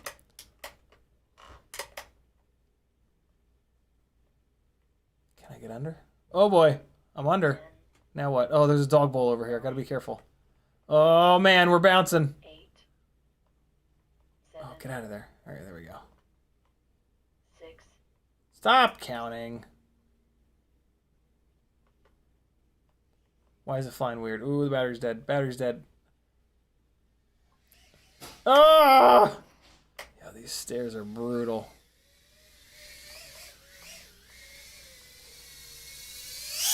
Oh, God. We're gonna give the leaky battery a little bit of. Well, we're gonna be nice to it.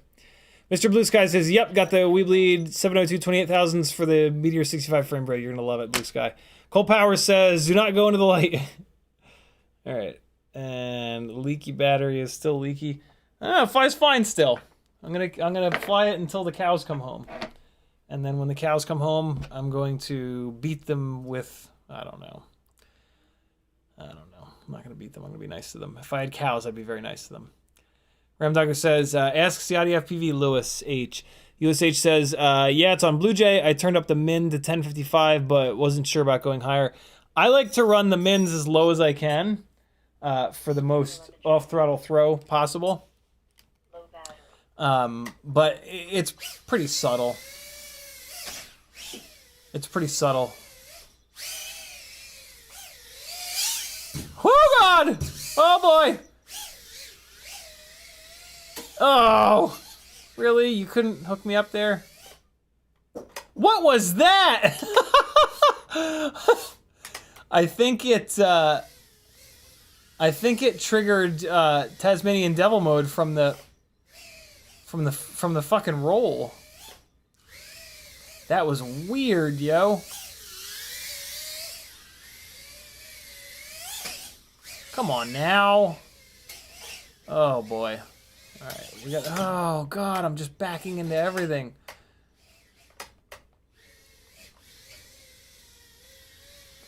Just backing into all the things. Oh yeah. Oh yeah.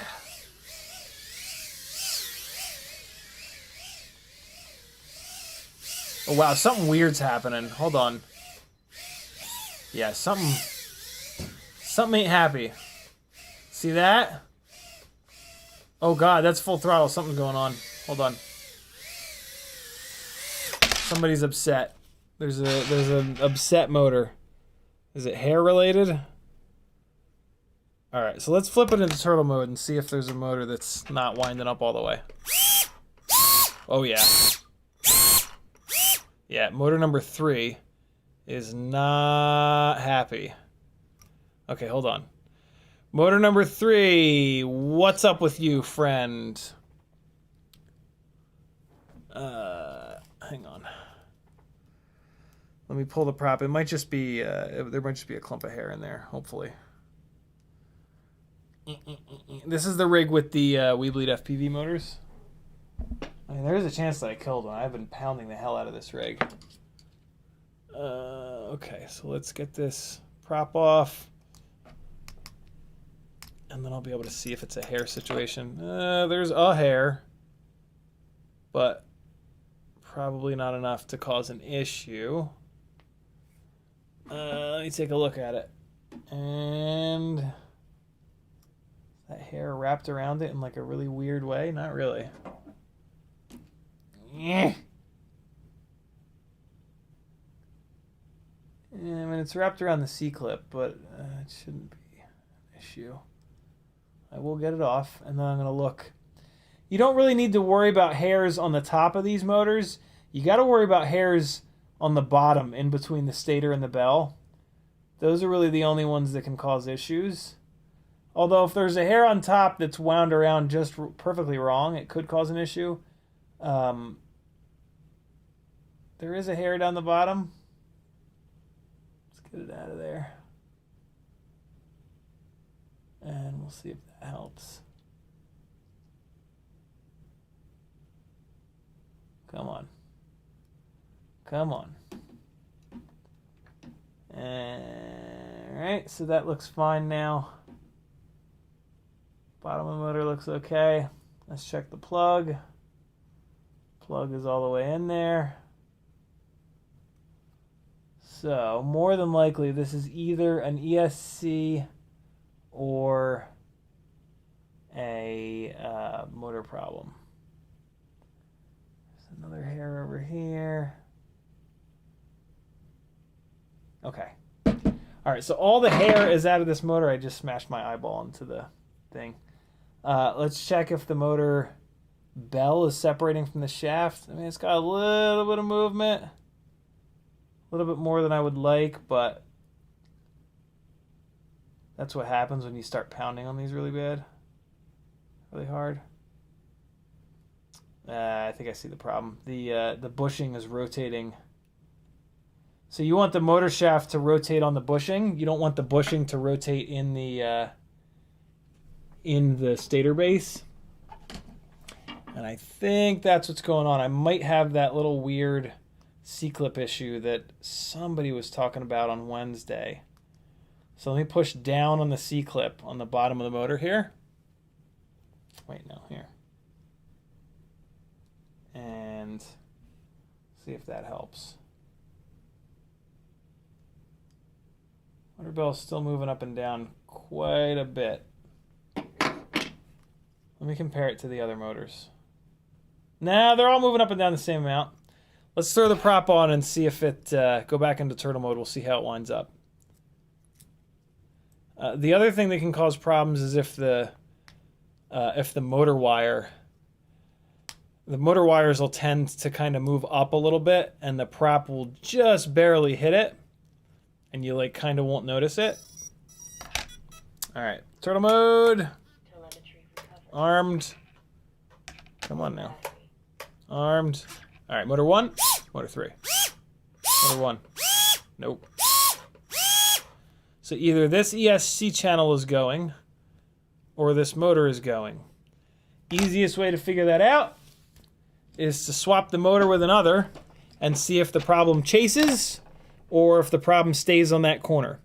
So we're gonna take motor 3 and we're gonna swap it with motor 2 because they both spin, they both rotate in the same direction, so I don't have to change the prop.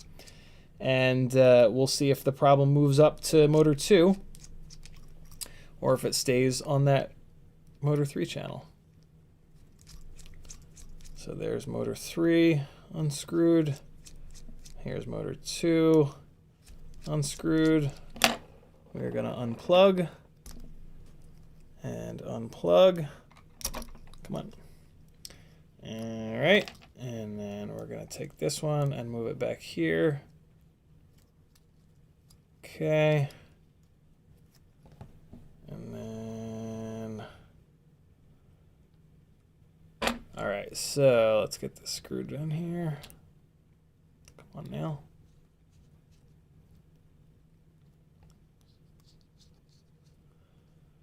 All right, motor number 2 has been screwed into motor number 3 location.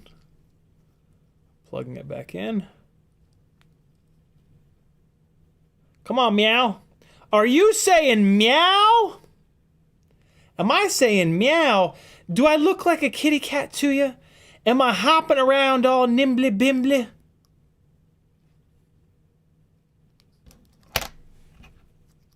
Man, I haven't watched that movie in forever. Don't watch the sequel. Do not watch the sequel. It will ruin the whole series for you. Not really. The original one's so funny that it'll always be funny, I think. I hope so. I hope that movie held up. It might not have.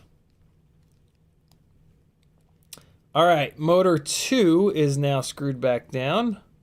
Let's plug it back in. And let's see what's up.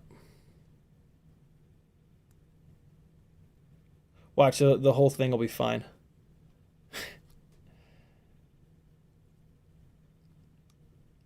Sometimes, like, removing a motor, unplugging it, doing that whole rigmarole will fix things. All right, let's see. And turtle mode, arm. Nope, not ready yet. Not ready yet. Not ready yet. Telemetry recovered. Come on now. Low battery. Work. There we go. Motor 1, 3. Oh boy. So it's spinning the wrong direction now. And then motor 2. Nope, it's the motor.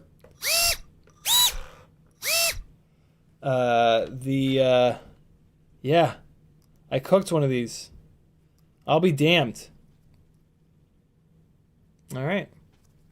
Let's move over to the Tinywhoop rig. Oh my god, it's 8:58. Jesus, okay. Man, that's the first of these happy model motors that I've managed to kill. That is impressive. This rig with the Weebleed motors, I've been flying more, and these prototype propellers that are on here are, I'm asking a lot of a 702, if I'm honest. Can I see that the windings are burned? Nah, you can't really tell. Could be a problem with on the solder pad. Let me pull the wires real quick. Just to see if it's like a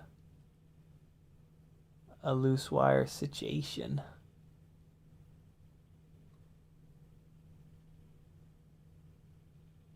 Nah, I seem to be okay.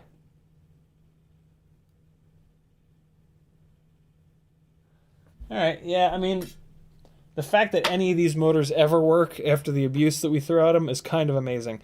I actually just placed an order like 2 nights ago for 2 more sets of these motors because I think I'm going to build a CiottiFPV Ultimate Freestyle Tinywhoop to sell. What do you think of that?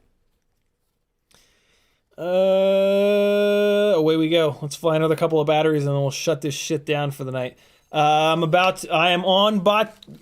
in Bot Grinder's time slot. Go watch you some Bot Grinder. If you're not gonna watch him, you can hang out. But if you normally watch him, get your ass over there. Man, I wonder if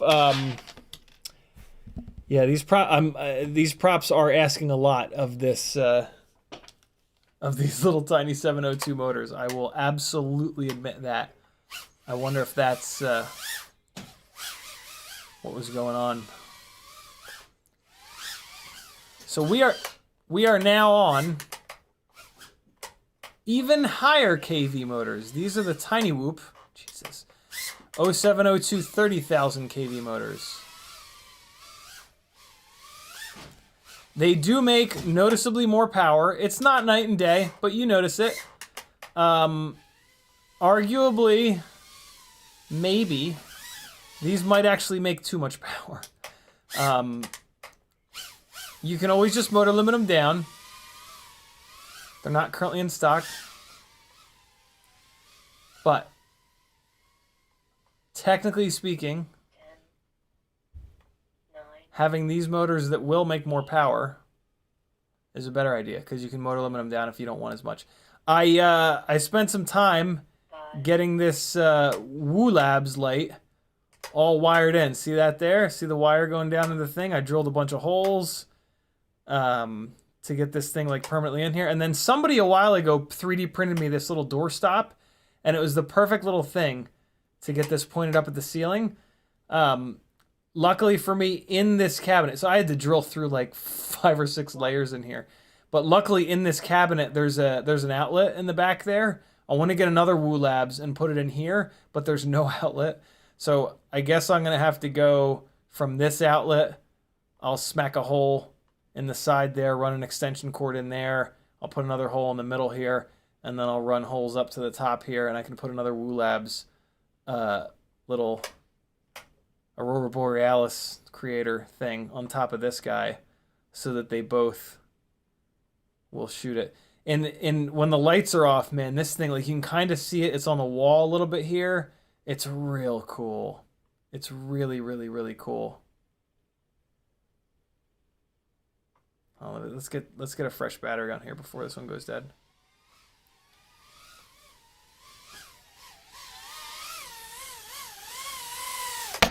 Oh, really?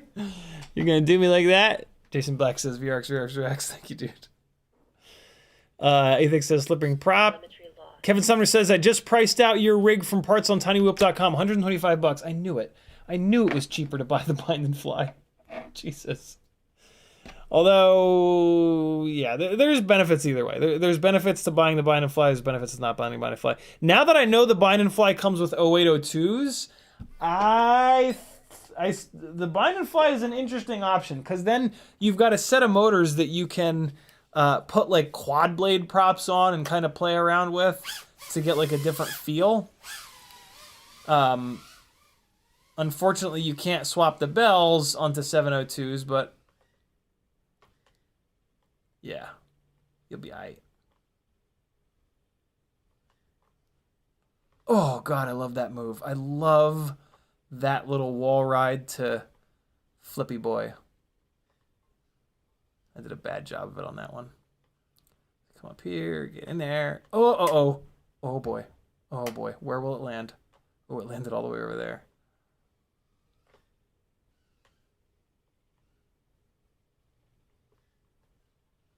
Oh, I went right under the fan. Let's go for that fan perch, the moving fan perch again. The elusive moving fan perch. Hold on. Gotta get into the rhythm. Gotta get into the flow. All right, get up in there. Get up in there. Come on. There we go. Here we go. Come on. Ah, no. Shit, I'm on the couch. Oh, balls. Oh.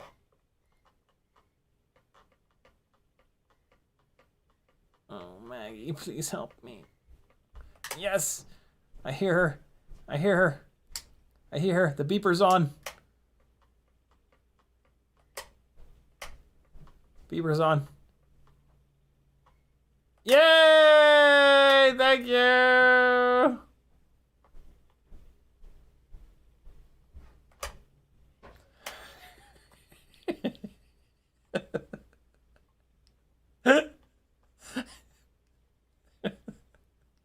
I do it almost every time. Look at this massive, amazing air purifier that my parents got us for Christmas. Look at the size of this thing. They claim that it'll do a 1,500-foot room. The reviews say that's a little bit, that's an awful big number, but still, it's pretty fancy, man. It has a parts per million thingy on it. I don't know. It kind of tells you like how good or bad the air quality is. Apparently, the air quality in here is not all that bad because it's giving pretty. It's saying that there's only like 6 parts per million of, I don't know, badness. Oh God! Oh, that was a hard hit. Oh, that ceiling ride was fucking inspired. Oh, I hit Charlie Brown's tree there. Oh, so close. Oh no, what the hell? Oh boy, that was a rough recovery.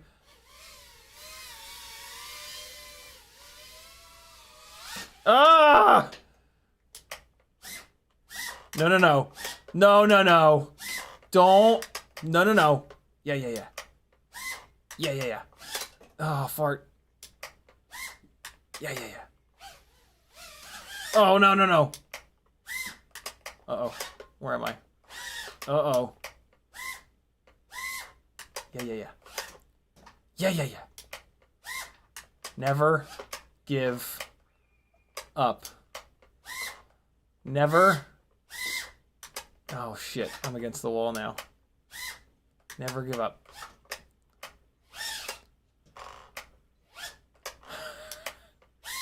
Sometimes give up. No, no, no! See that? See that? Do you see it? Do you see it? Did you see it?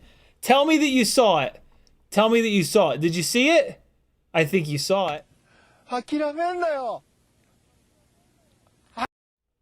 What's that restaurant you like with the mozzarella sticks and all the goofy shit on the walls? Oh!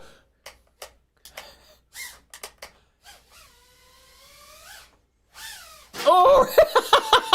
Right into the lamp. I thought I had enough momentum to not hit the lamp. Hold on, hold on, hold on.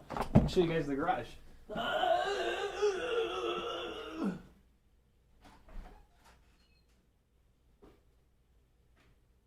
Again, I'm now intruding on bot grinder's time slot. Go get you some bot grinder. Here we go. Here we go. Look at this, look at this. Oh shit, there's a car in this bay here. Oh, and look at Big Booty Judy. Look at the booty. Look at the fat ass on Judy over here. Look how fat that bottom is. Oh my God, look at it. Look how much junk will fit in that trunk. Judy, and Judy is at stock ride height, so I can fly up under her. Oh, look at this. Look at that. I got, of course I had to get a sticker on there right away. Look how big Judy is. We can easily fly around inside of her. We can probably get in the back too. Oh my God. Oh, it's easy to fly around in this big girl. Get you a big girl, friends. You can fly around inside of her. Oh my goodness. What you know about that? What you know about flying around in... Oh God, easy, easy, easy. Don't start ping-ponging. Get you a girl so big that you can fly around inside of her. None of this hatchback nonsense. Get you a wagon, yo. You need a wagon. Oh, shit. Oh, God. Easy. Get you a thick, big boot. Never mind. Oh, God, I hit a lamp. Is there a garage door opener gap? Oh, there is. Did you see the huge explosion of dust? Oh, shit. What's over here? Nothing? Oh! Oh! The torch gap! The torch gap is real twice! Twice means it wasn't just luck. Oh, shit balls. Yo, Throttle Expo, my friends. Add a bunch of it. Judy! Don't eat me, Judy! Oh! We gonna be alright. We got outside of the car. When we crash inside the car, it's guaranteed taking the walk. Look at Judy. Look at this bitch. Oh! Oh, look at that. Look at the G-string shot. Oh, my God. Getting her from behind. Actually, you know what? I have not... we paid for a proper inspection. I have actually not looked under this car. Oh, man, there is no rust under there. That is silver as shit, and that is black. Look at the... Wow, they damn near flat-bottomed it. Honda... You shouldn't have. Look at you. This is... Wow, okay. Man, there's no rust under there. The rear A-arms are still all silver? Jeez. Okay. All right. My girl found her a good one. Oh! Oh! Okay, we're fine. I could barely get under the 2. It's all slammed. Bilstein coils. Ugh. Although the 2 is pretty rust-free as well. There's some surface rust. Oh, God, the battery. Oh, boy, the battery. Oh, no. Will we make it? Will we make it? No! We're fine. We're fine. Hold on, I gotta go shut that door. It's so cold in there.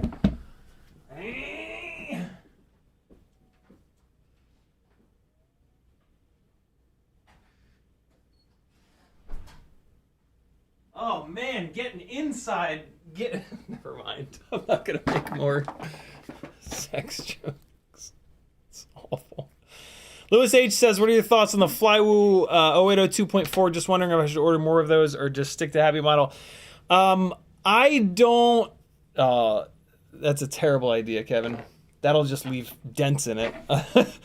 0802 2.4 doesn't. It's all about the KV. If they're really high KV, maybe they're okay. But I don't even like 0802s. 0802 is too heavy. So an 0802 2.4 is going to be even heavier.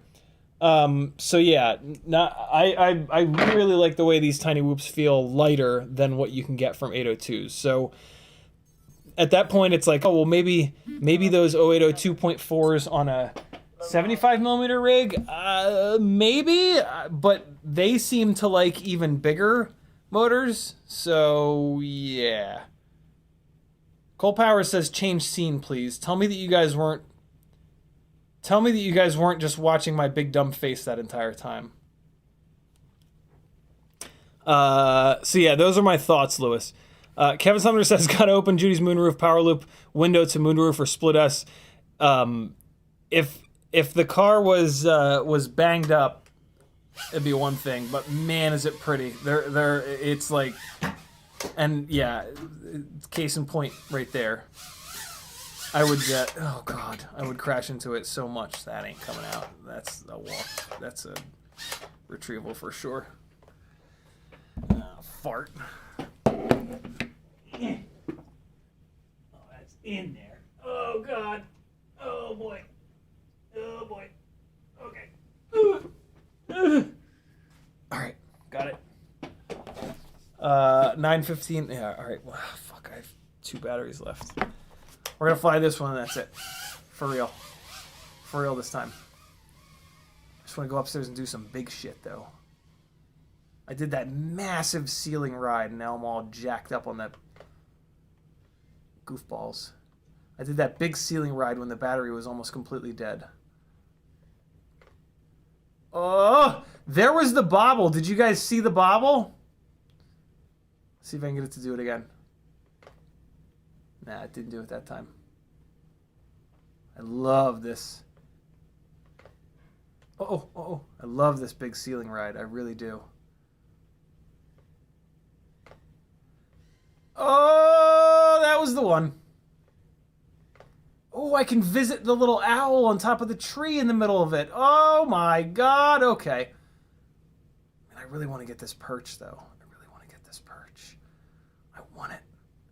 I want it.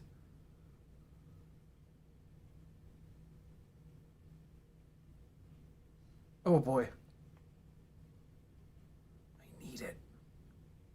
I need it. I think there's like just enough turbulence from the fan where I can't get locked in. Ugh.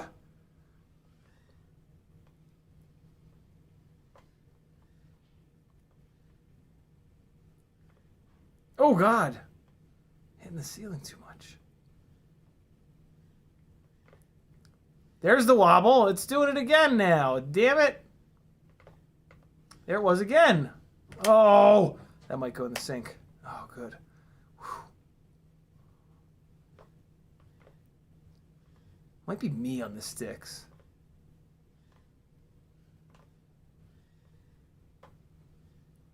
Oh, no! How did I miss that? That's annoying.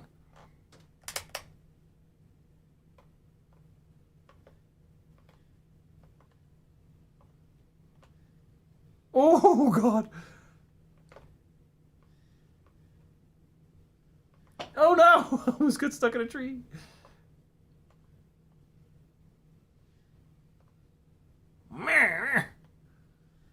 Just brutalizing this thing around the room. Oh, no. Easy. Oh. Yo, this thing rips around this room. Like nothing. That stall, yo. Oh my God.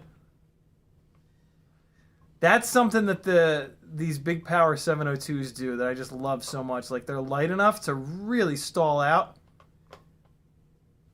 And they give you that like split second to just kind of play. And that's what really gives them that like 5-inch vibe. Oh boy. Oh boy. Oh boy. Coming in hot. Coming in hot. Oh, will we make it? Oh, not like that. We won't. I'm gonna go grab it. Battery's already hurting. Ooh, that was a good little battery there. That was a good Tinywhoop battery. We were kind of getting into it. All right, people. Fanland legend. Micro burgers no more. Land it, you bend. Oh my God. I'm unplugging the VRX for the first time in like a week. Louis H says, anyone tried the RC and Power 802s? I do like RC and Power motors. I wish more people would make 702s. The 802s, I don't know about. I think that motor size is kind of in the middle. The 702s are just like, yeah, they're just enough lighter to make a really big difference. Is this motor burned? I'm going to fly one more on my own. Oh, God, something's in my eyeball. Thanks for hanging out, friends. Here comes the hyper smooth, stabilized Props In Cinewhoop battery that I flew earlier. Oh my God. Oh boy. I'm gonna give you some music for it too. See you guys on Sunday at 3 o'clock. Oh my God. Oh, my eyeball. Why? Why? This took a turn. Be good, friends. Hold on. I gotta hit this button and this button and this button and this button. Later.